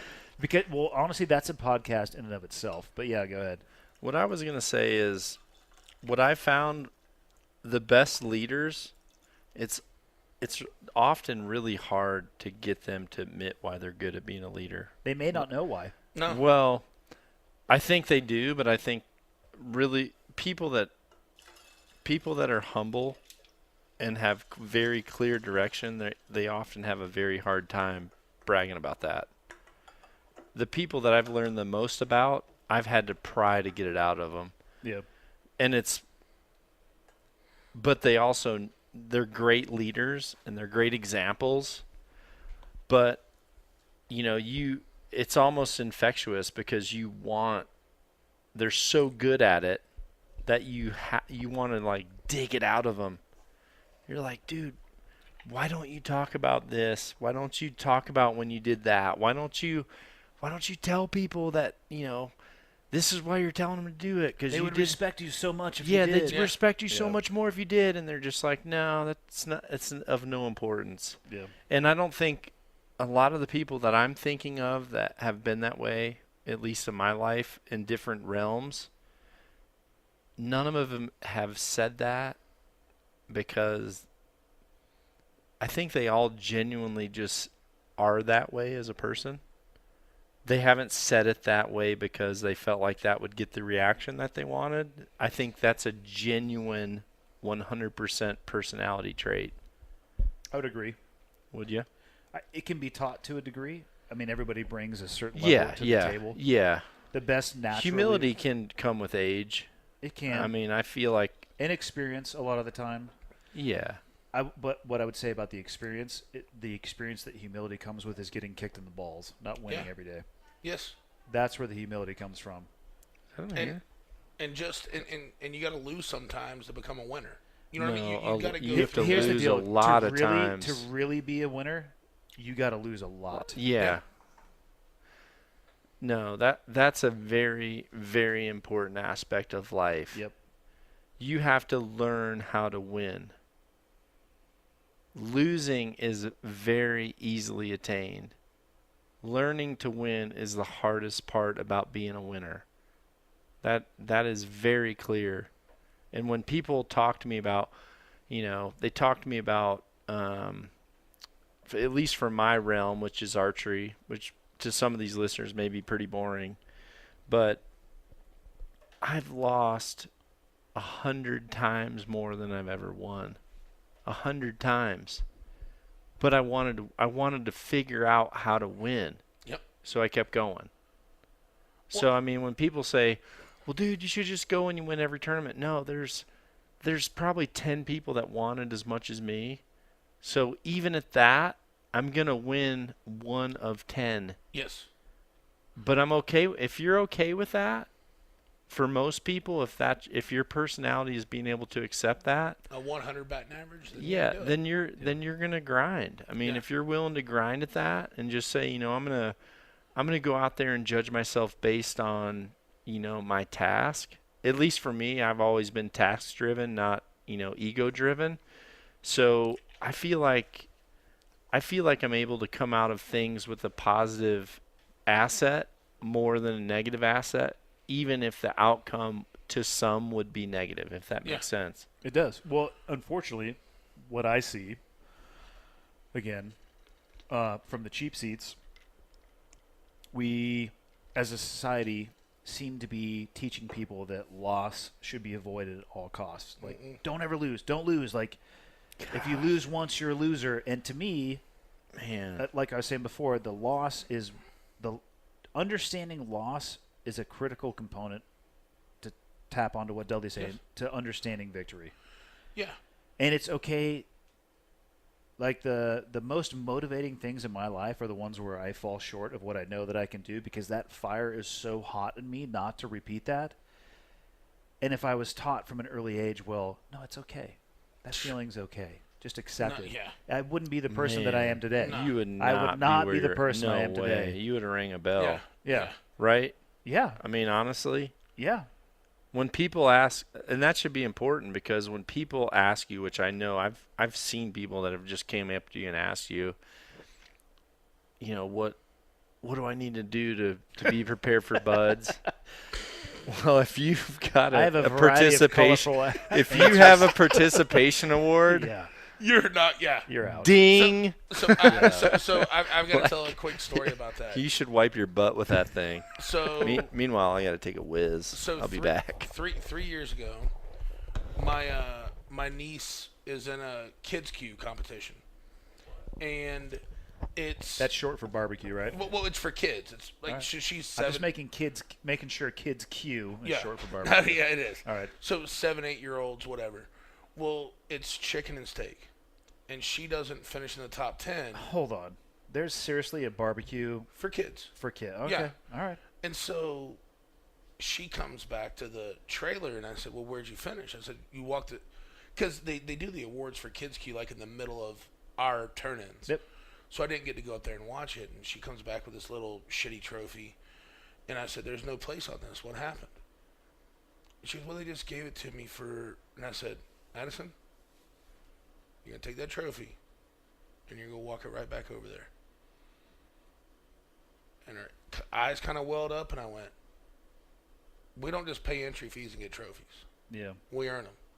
Well, guess what she's done the last 2 years? Grand champion, reserve grand champion. 1 and 2. It's a You- tough, you know, it's a tough it's lesson a- to learn. Again, I'm not smart enough to say what is good for the future and what is bad, or the right or the wrong way. But like, Participation trophies are bad. I feel that they are inside. I'm not going to make a blanket statement that they are. I think that I do agree with you, but it sets a bad precedent for the rest of your life. Yeah. Because I can't think of any environment outside of the controlled and contained. Like, business is not controlled and contained. There's variables, Yes. and there's not Outside of our control. and there's no participation trophy there, especially if your business involves something outside of the borders of the U.S. If you go into a competition with a business outside of the borders of the U.S. and your philosophy is built on participation trophies, That's prison rules, the dude. only advice, No there's offense. Step 1, brace for impact. Yep. Step 2, Cover your nuts. take a reverse grip on your ankles. But I don't believe it's right. I don't think it's good. God, here's a good story from my own life. My sons, I told them that if they achieved a certain grade level in their school year this last year, that we were going to buy them a desktop computer because they wanted to play games. on Wait it. a minute. You've already bought one a bow. I haven't yet. I'm going to because that's what he wants for his birthday. I'm so proud. No, you said because his grades were so good. That my middle son, his grades are phenomenal. Okay. But for both of my oldest son specifically, he wanted to get a desktop computer to play video games on it, and he fell short by not a large margin. And inside of me, as a human being, as a dad, all I wanted to do was to go to the store and buy him Yeah. the computer. Yeah. And I would literally lay it in bed at night because what I didn't want to do is go back on what I had told him. I had said, here's the deal that I'll make with you. If you meet this deal, you will get fill in the blank. And he fell short. But I just wanted to bridge that gap and be the dad. I'm like, hey, I'm so proud of you. I'm going to buy this for you. And in the end, we didn't. And it hurt. And it sucked. Yep. And he learned been from there. it. Yes.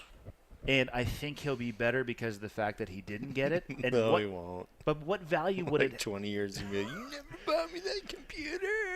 But you know what though? Hey, What 300 value hours, would it 300 have? hours of therapy later. Yeah. What value would it have if I said you need to get, to use an arbitrary number, you have to get a 5 to get this, but you came in at a 4, so I bought it anyway. That to me moves the needle Yeah, backwards. yeah, yeah. Yeah, then, then he next time knows he- he only needs a 4. But then he's so like- next time you say 3, he needs a 2. The next time he's like, but Dad, I got a 3.5. And then I already have the habitual pattern of, I'll give it to you. you're right. So it sucks and it hurts, and I wanted to buy it for him, and he was crushed.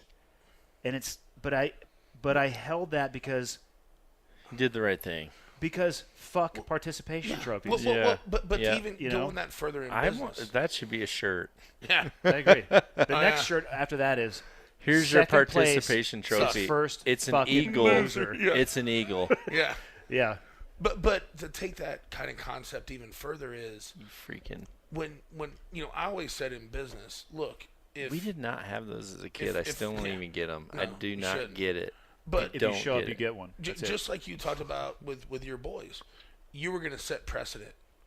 And once you set that precedent and you say, oh, you kind of just under-delivered, or you kind of colored outside and in the all lines. honesty, I almost did it because he was tearing up. I'm like, God.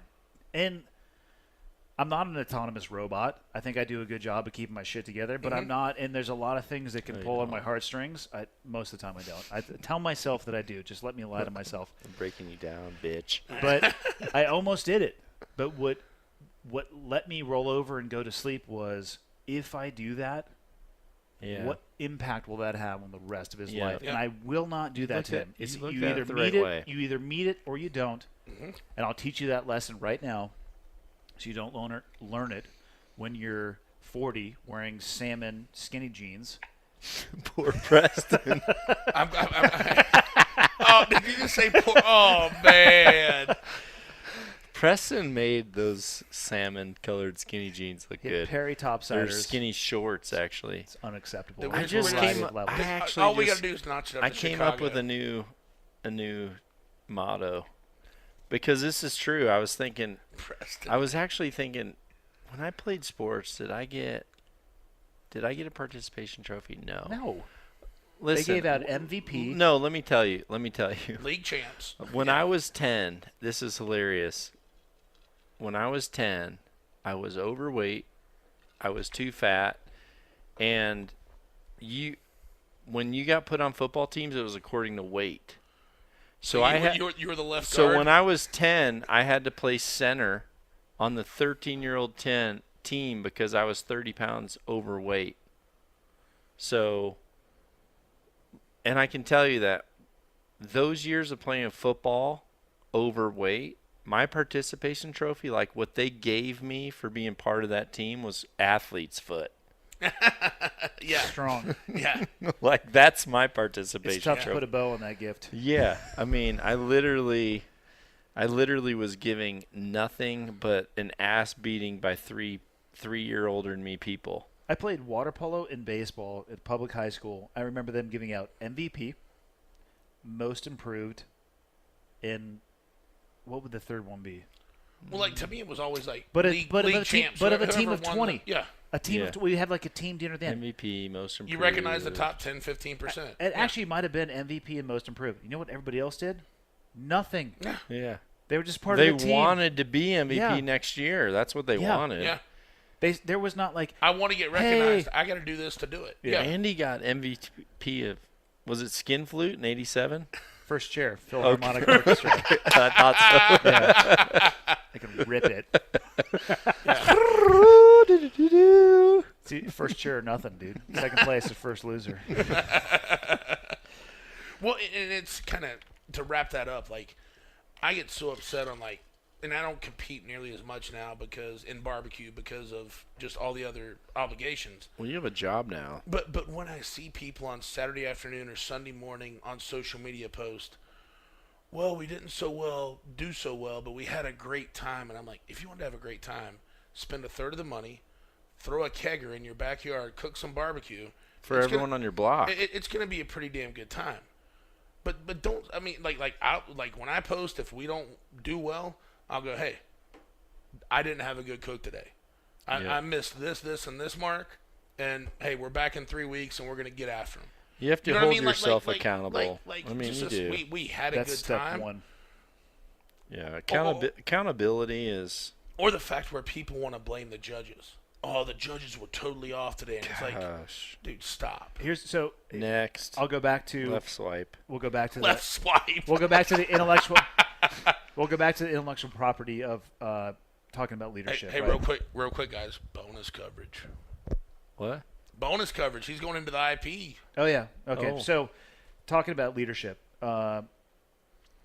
almost every time that I talk at a company, a hand will come up and like, "What do you think about millennials?" And here's what I respond: leadership You giving this away? is This is not a gold. bottom-up problem. It is a top-down problem. Oh, So yeah. if you have a leadership problem in your organization, here's the solution and here's the best way to find the problem with it. Go to the bathroom, turn the lights on, and look in the mirror. Yep. It's not bottom-up. It's top-down. Don't blame the judges, and I bring that back to what you're saying. It's not the judges. It's not the grill. If you have a leadership issue, don't talk to me about your millennial fill-in-the-blank. Talk to me about what you're doing as a person in the leadership position, because it doesn't matter where your people come from. Your job is to bridge the gap. That's it, ladies and gentlemen. That's all you get for this week. But what I'll say is that conversation went on for probably another hour, and the wheels came off 20 or so minutes after I trimmed that off. So in the interest of not driving anybody crazy, I trimmed the back end of the podcast. And I'm sure we can recover all of those topics again that I cut, because I'll be with Chad and Dudley many times in the future. I'm actually going to be with them in 5 days. So I digress. Free range American. I love the idea. I love the concept. I love what it stands for. I love what it means. And I love the statement of the brand. It's not even a motto. It's a mission statement. Go do awesome shit. That's it. Do awesome shit. That's all you need to remember. That's all we want people to do. Document it. Send us pictures of using the stuff, doing whatever it is that you consider to be free range. That's the beauty of the brand. I don't care what you do. You could be a barbecue person. You could be a base jumper. You could fly hot air balloons, paragliders, airplanes, ride horses, ride skateboards. Doesn't matter to me. freerangeamerican.us. Get on there. Get involved. Let's build it into something cool. And before I forget, let's remember that today's episode is brought to you by BlueChew.com, the first chewable, not pill, with the same active ingredients as Viagra and Cialis. Get your first shipment free when you use the promo code HOT, H-O-T, upper or lowercase. You can pay $5 for shipping, plus or minus a few dollars.